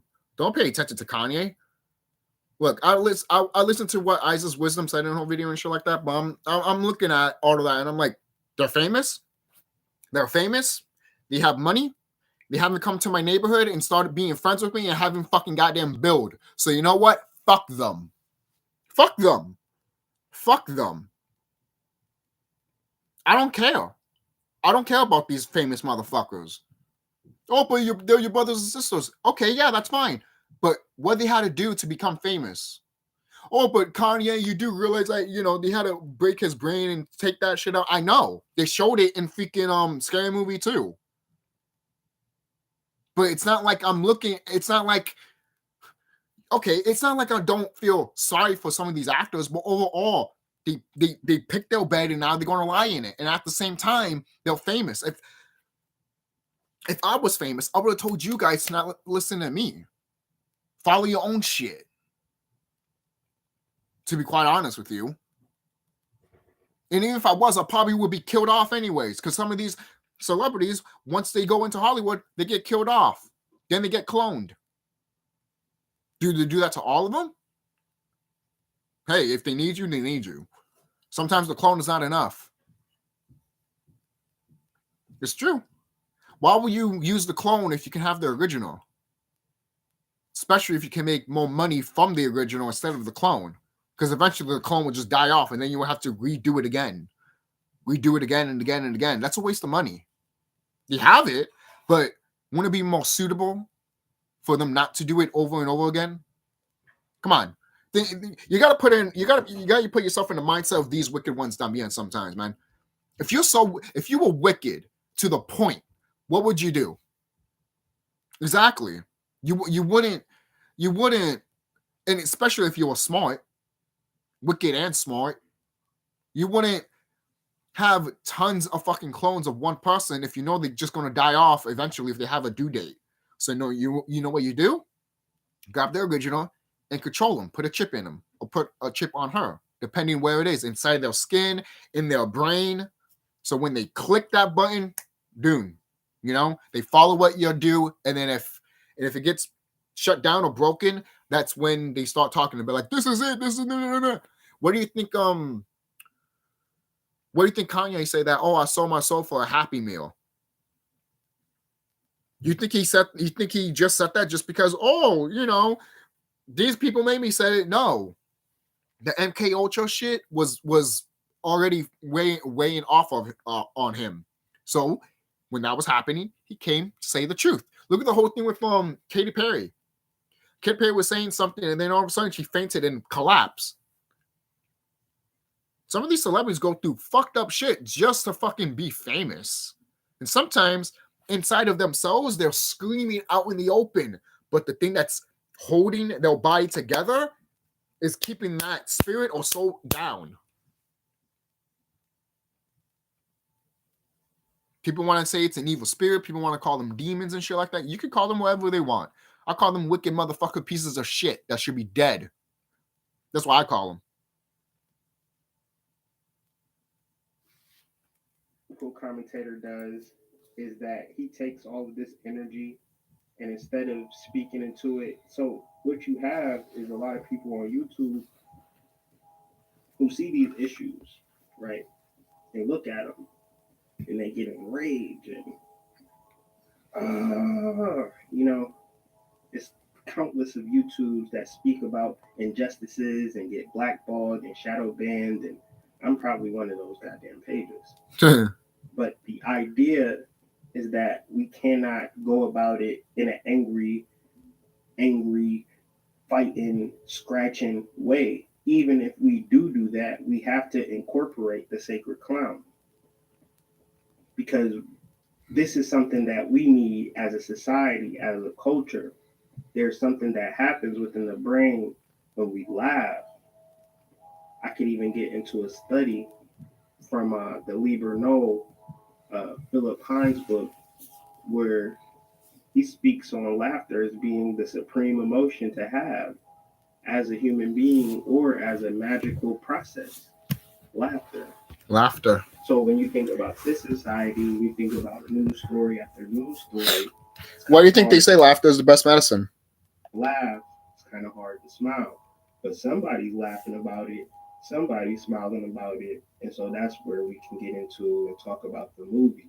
But before we do that, I want to talk about Dave Chappelle and his comedy specials. Dave Chappelle's a clone, flat out and simple, man. He is a clone. When he came back, I looked at his whole body picture, his whole anatomy, and I'm like, that is not you, dude. You are the real Dave Chappelle is gone. He's dead. He's gone. He's not around anymore. He's not around anymore. Sticks and stones. And then you gotta pay attention too. I didn't watch his comedy skit because I just didn't care. Because I knew it wasn't him. I knew it wasn't him. And he did the whole Freemason symbol. You know how there's a pictures of Freemasons when they wearing like an outfit and they put their fingers inside their in their shirt for like a symbol and shit. Either they hide it like this and it shows these two fingers, or they go like that. So when I saw that, I knew right there. Not that right there. When I saw it, it just confirmed even more that it wasn't him. And Dave Chappelle was a scrawny dude. All of a sudden, he comes back all jacked. Oh, but he could have gained. He could have exercised and shit like that. You're right. You're not wrong. But why is he less tan? What? Yeah.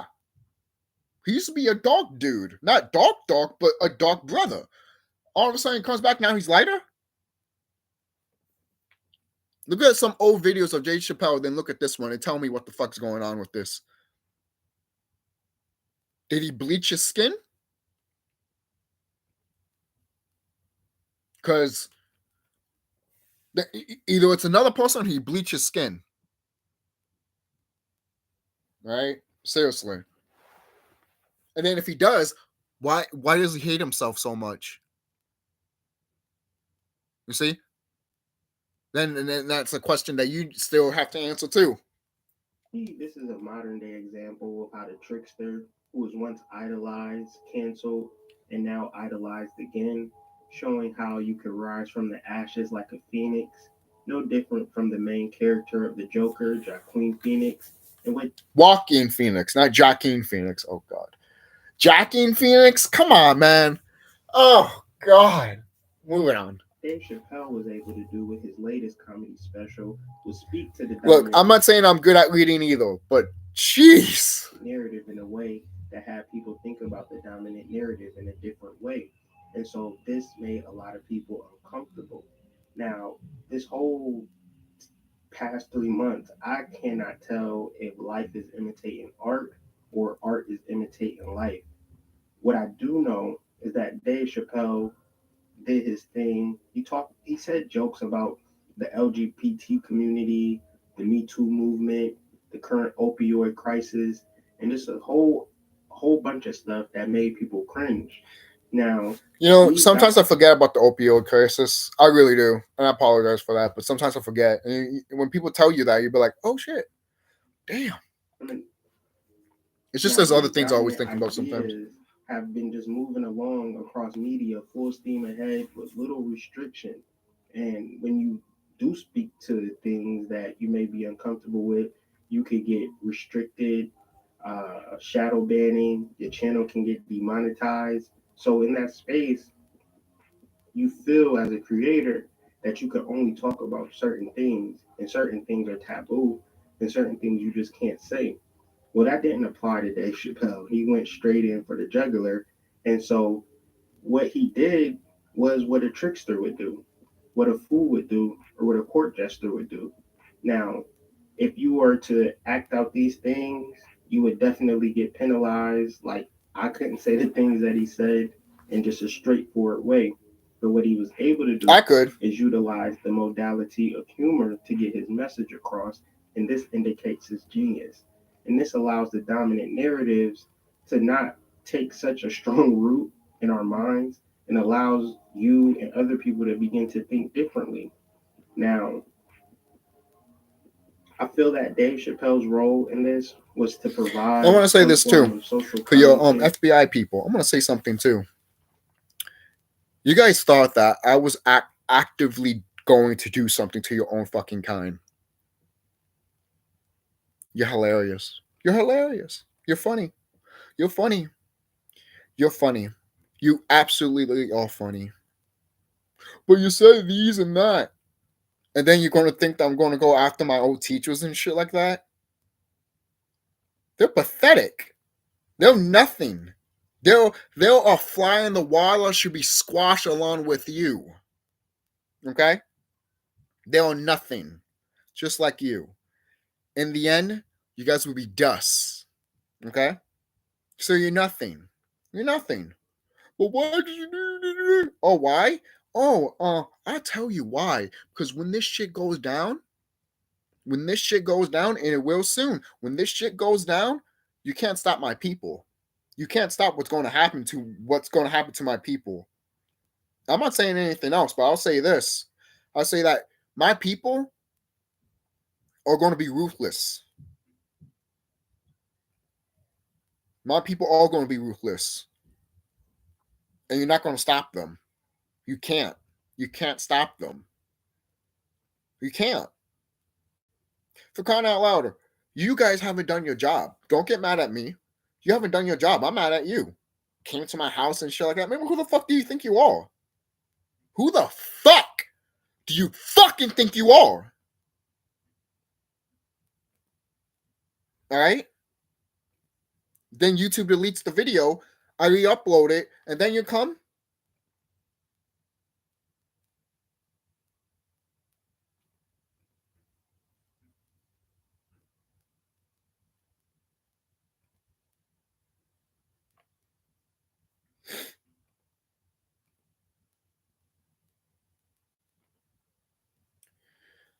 So you're just a sorry, pathetic motherfucker. So there you go. And to be honest,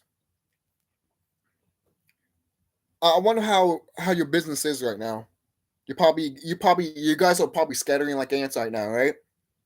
Because the shit that's happening right now to this planet. Let me tell you something. You guys are going to be the first ones to know what's happening. And you guys will probably already know it. And guess what? Some of your own people too, that's in that company, are going to rat you out. They're going to rat you out because they want to protect themselves.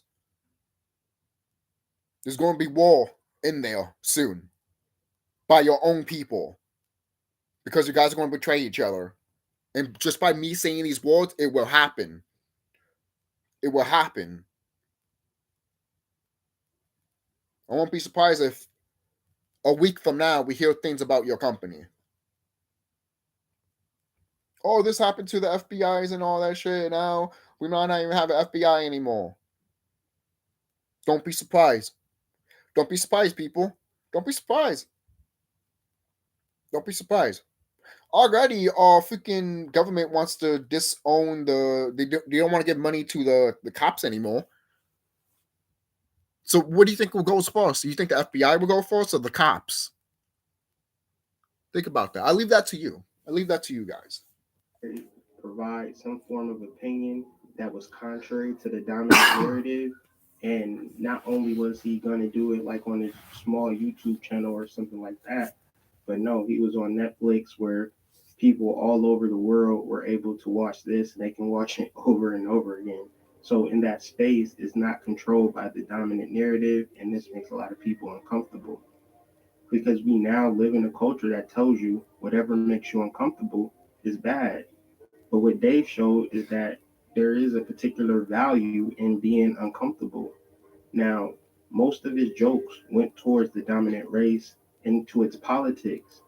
And then, even though he was speaking in such a bombastic way, he had the jokes and the humor to make you laugh. And that really softened the blow and allowed him to come off with a particular strong and powerful performance. Now, Daniel Butler expresses that what people do when they invoke dog whistles like cancel culture and culture wars is just illustrate their discomfort with the kinds of people who now have a voice and now they feel as though they have an audacity to direct it towards the figures with more visibility and power. But this is what we're supposed to do. We're not supposed to just go along with the normal scheduled programs and Right. live our lives in fear. We are supposed to speak truth to power because these are how things are changed. Now, the role of the modern day trickster is what Dave Chappelle did, what Bill Burr did, what George Carlin does when he was living. These are modern day tricksters, the ones who have platforms but no longer are linked to the dominant society, and they're able to just say what they need to say, do what they need to do. Uh, we have to look at the entertainment industry different from what it once was to what it is now, where anybody can have a voice, anybody can have a following. And, back in the days, were only three channels. And if they didn't want you on those three channels, it was over. Yeah. But now we live in a time where they just can't blackball you completely. Yep. And so the way that they blackball you now. Why do you think Hollywood was so keen to joining into YouTube? And when YouTube was like me started noticing that, we called them out. We were like, you guys are celebrities. You guys should not even fucking make your own channels here or even try to fucking accept yourself in here on YouTube. All you celebrities, like Will Smith and all that shit, I don't accept none of you guys here on YouTube. Get the fuck out of here. All of you. You guys don't belong here. You guys do not belong here. You don't belong here. You don't belong here. You don't belong in this platform. Make some other platform that's called You Celebrity, because that's all for you. All of it. All of it. Because don't go to YouTube, because YouTube is for people that are creative and want to speak the truth and want to, get the creative juices out. Like make a movie, make a game and promote it on YouTube. But no, YouTube and Google wants to fucking goddamn suck the dick of these celebrities, knowing that these celebrities have hurt children.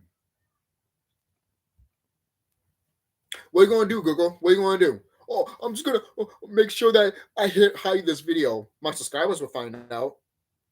They can look at my fucking page.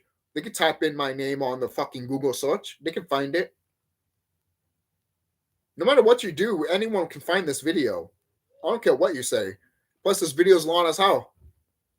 So eventually someone will find it. Because the algorithm will be like, oh, wait, this video is long. Let me show some people. Sometimes making long videos is worth it. Other times I know it's not. Because sometimes people want to... So I've noticed that some people are like, oh, if I make a 25-minute video, it will help the algorithm. But if I go to an hour, oh, that's messed up and shit like that. No one's not going to... I'm like, but if you have something to say, you can say it. So... and getting a whole bunch of people to hate you. So within them trying to do that to Dave Chappelle, I honestly feel they failed miserably because he came through with a commercial success and also a critical success. I think what needs to be established from here on out is the discernment between who is a trickster and who is a white-faced clown. And a lot of people don't know the difference between the two. So I'm going to attempt to break this down. This was one of the most challenging researches that I had to do, but hopefully as I break down the theater aspect to the trickster, then we can kind of understand what this recent movie, The Joker, was speaking to. Commedia dell'arte was performed outdoors in temporary venues by professional actors who were costumed and masked. The symbol of the Commedia dell'arte was the Roman god Janus, who symbolized both the comings and goings of this traveling troupe and also the dual nature of the actor who impersonates the other. You can also understand the symbol of Janus in the smiling mask and the sad mask. And this whole relationship to the actor or to the clown or to whoever portrays these roles is that comedy and tragedy are no different. The only difference is the reaction that you get from your audience. You could say the same story, but change the tone, and change the mood, and you get a completely different reaction. So where if you have this set up in your mind that it's a comedy, then it's funny. But if you have it set up in your mind that it's a drama, then it's a drama. The interesting thing about the movie The Joker is that I kind of went in there with this idea that I wasn't going to be emotionally involved in it, that I was gonna laugh because I was literally going in to watch a clown movie. And what they did was really utilize the role reversal of the sad clown and the happy clown, where you can't hardly tell the difference. Now, within the Commedia dell'arte, there are three stock characters. One is called the first zany, the next is called the second zany, and then the third is called the Francesca. Now, I'm going to save this for later in the talk, but I just want you to remember this for when we reference the Harlequins. Now, I bring this up because the Commedia dell'arte is where we have the origins to the modern white-faced clown. Now, the modern white-faced clown is an evolution of the black-faced clown from the minstrel shows. The wide red or white mouth painted on, and all of these different things is just a remnant of the black-faced minstrel tradition. So now we have to come to a point of understanding that the minstrel and the acceptance of it in black culture is not based upon the degradation of black culture, but is actually a component of traditional tribal life.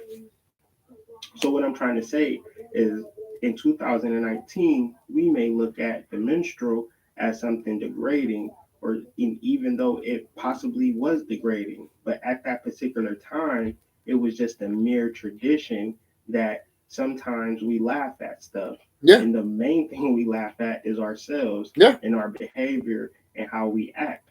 And from that laughter, we're able to look at ourselves in a different way and change. Now, the blackface clown is more in line with the older traditions and the tribal traditions of the Native Americans, the African, medieval European, ancient Egyptian, Mesoamerican. And so the social function of the clown was to be an outsider or an other or somebody that was different. And because he was different, he was allowed to say and do things that nobody else could. As the court jester, he could just satirize and make political comments and telling the king rude truths that no one else dare utter. See, these are the roots of satire and parody, and this was central to comedy and minstrelsy. Mm-hmm. And this is all bringing us to the Harlequin. Let's talk about the Queen Clown. The Queen Clowns. So there's a fictional DC Universe character named Harley Quinn, who is the lover of the Joker. And her name is a play on the name Harlequin, which is a character that was originated in the earlier mentioned Commedia dell'arte. Now, the Harlequin takes the role of the second Zanny, which is the victim. So they have a first Zanny and a second Zanny and a Francesca. The second Zanny is the one who is not so smart to the first Zanny schemes. See, the first Zanny is the person who would be considered as Batman, and the second Zanny would be considered as the Joker, and the Francesca would be named as Harley Quinn. And so this is kind of the triad of what would be considered of a minstrel show. Now, you might have to digress a little bit because if you just really get to the root of it, what we are watching is a comic strip. And a comic strip is taken from the word comedy. Yep. So, and just like the word coon was eventually turned into tunes, like cartoons.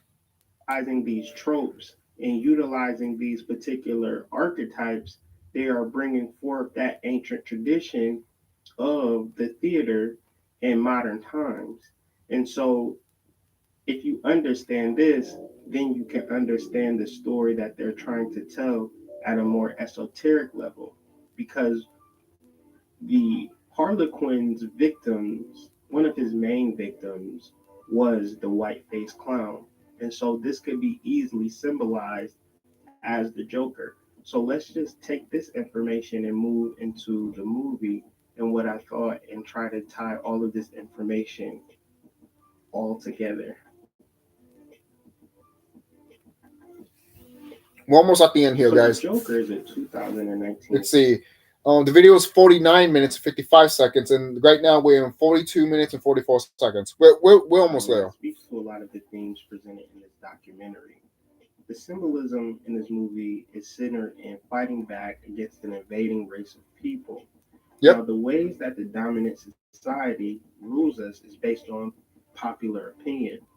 So, in knowing this, the Joker started off the movie as a clown, evolved into a comedian, and then was finally introduced as a sacred clown or a trickster and a leader.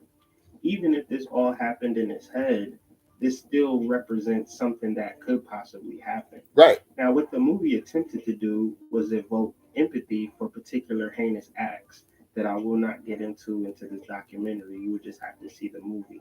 Right. And this ties into how deeply our culture is de-individualized. See, the same people who attempted to cancel Dave Chappelle will applaud the Joker based on the empathy that they felt for the character Yep. and the tone and the mood set in the movie. This way, the Joker represents dominant society's victim mentality, and then how it laughs at things that are really not funny. And then it will laugh when it's really not necessary as well. Through this adversity and struggle is when laughter is needed, not when you're killing somebody. So, this is another attempt of Hollywood to hijack ancient traditions and use it for their own residual perpetual purpose. Now, there are many themes that this movie highlighted with the hopes that you would evoke empathy behind it. This movie attempts to evoke praise when it should evoke investigation on what exactly is being said or what is trying to be said at the very least. The Joker's name in the movie, as mentioned earlier, was Arthur Fleck. Now, Fleck is a patch or a spot which could correlate to the many traditions being patched together to create this character. Arthur, like King Arthur, denotes that this person is a king in a position, even if you do not see it that way, because He's a king patch. the energy of the trickster is that his rulership is hidden. Yep. The trickster's job is to remain hidden in plain sight. And this That's our movie, job. under close examination, is a discourse to continue to act in a individualized way, senselessly. And when you do something wrong, just laugh or cry about it and simply absolve yourself. Uniforms within themselves. Have you ever laugh cried? In a group It's like, identity. There was a particular scene in the movie where the Joker walks into his love interest's home, and this scene is closely resembling the Amber Geiger and Botham Jean incident. Even though the sentencing happened at the same time as the movie, where the sentencing happened October 3rd and the movie was released October 4th, I find it no coincidence that It Chapter 2 and The Joker were released in consecutive months. And this is followed by the cop drama about a female cop being attacked by fellow officers titled Black and Blue that will be released later in the month of October. So, all in all, came out in this movie 2019. perpetuates the theme of colonization. This theme is that everything must go, which is the opening scene of the movie. The Joker is holding up a sign signifying that everything must go, Yep. and that's including the people. And then when he's running from somebody who stole the sign, it literally smacks you over the head with it, as we've seen in the opening scene and throughout the movie. Everything must go. The true sacred clown, however, will not go away so easily Right. and will always find ways to speak against the dominant perspective. All in all, the net effect of all of this is the reversal of the lion's status as the king of the jungle. In this way, the master's house is dismantled when his tools are turned against them. Henry Louis Gates Jr.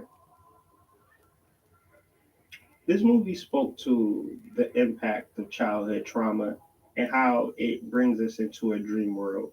The African tradition of Yoruba teaches us about the energy of Olegwa, who is sometimes represented as a child and sometimes represented as an old man. He represents the beginning and end of life and the opening and closing of the paths in life. Sometimes he is known as a trickster and likes to play jokes on people. Olegwa is always mentioned first in any ceremony because without his permission, the doors to communication with any other Orisha will stay closed. We want to deal with the trickster or sacred clown to overcome all forms of oppression from within and within. That's why I tell people that I am the gatekeeper. I'm the gatekeeper of hell, basically. I told people that, and it's funny too because there was a wife that I know that there's a waifu that I've know that past life wife and shit like that. Well, other wives that I figured out over time that her father owns the Tartarus star. Well, the Tartarus, not the he doesn't own the star constellation of Tartarus. He owns Tartarus because it's just someone has to watch over it anyway. So that's what I saw when I astral projected there, and I had to fight his daughter. That she looked like Azula from Avatar, but her name is Azul, which Azul, it's Spanish for blue. So just take the A out, and it's literally Azul. When I found that out, I'm like, that's kind of funny, She looks almost exactly like Azula. The only difference is she doesn't have the thing on her head. She still has that bow, but she doesn't have the fire crown on her head. It's a Triton she has on her head. Which when I saw that, I was like, Triton, huh? And then I figured out the star constellation. Our star constellation is like a Triton. From what I heard from Remedy H. If I'm wrong, tell me. If I'm wrong, but if I'm right, again, let me know. Right or wrong, let me know. So. Is that it that I wanted to say before I continue on? Because we literally got 2 or 3 minutes of this video. And I'll make a part 2 because this video went a little longer than I expected. But I'll make a part 2 about the Titans. So with the same title and everything, this would be part 1, the other one would be part 2. Now, So the sacred clown allows us to tap into our primordial nature and show that reality is held together by a very thin veil. Yep. The Joker is also a warrior in the same line as the traditional trickster. Warfare, in a large part, is a means of deception. By concealing your identity, which is the true sorcery and witchcraft, what we see around us now, you are able to hurt and damage people without them even knowing that it's you who did it. Yep. Our world, if seen by the ancestors, would be called evil within itself. So we really have to determine what we mean when we call things evil. Right. The evil or the contrarian darkness to the already perceived light under this context can no longer be considered as such. The primordial darkness is our modality for creation. Modern media portrays this darkness as evil and perpetuates the dominant society's narrative subconsciously. The European deity Ishu Elegba represents the dual forces of good and evil. He is the deity that can bring humanity back from destruction, chaos, and despair. He understands both darkness and light, and if we all continue to have hope, he will guide us out of our despair. I hope this article was useful. I hope this video was useful. Please share this video. Follow my blog for more Not bad video, not bad. content. And be But, sure to check out yeah, my that's it. recent book, How to Read Your Natal Charts Easily and Effectively. There's probably more stuff I could talk about, the Sacred Clown stuff. But overall, if I find something more about the Sacred Clown stuff, because it will have the same title in part 2, then I will put it on here. That's pretty much it. Thank you for watching this video. Let me see. I'll probably put that later on for part 2. But yeah, that's really it. Don't forget to like, comment, subscribe, guys. Thank you for watching part 1 of this video, and look forward for part 2 of this video. And happy Halloween, guys. Happy Halloween.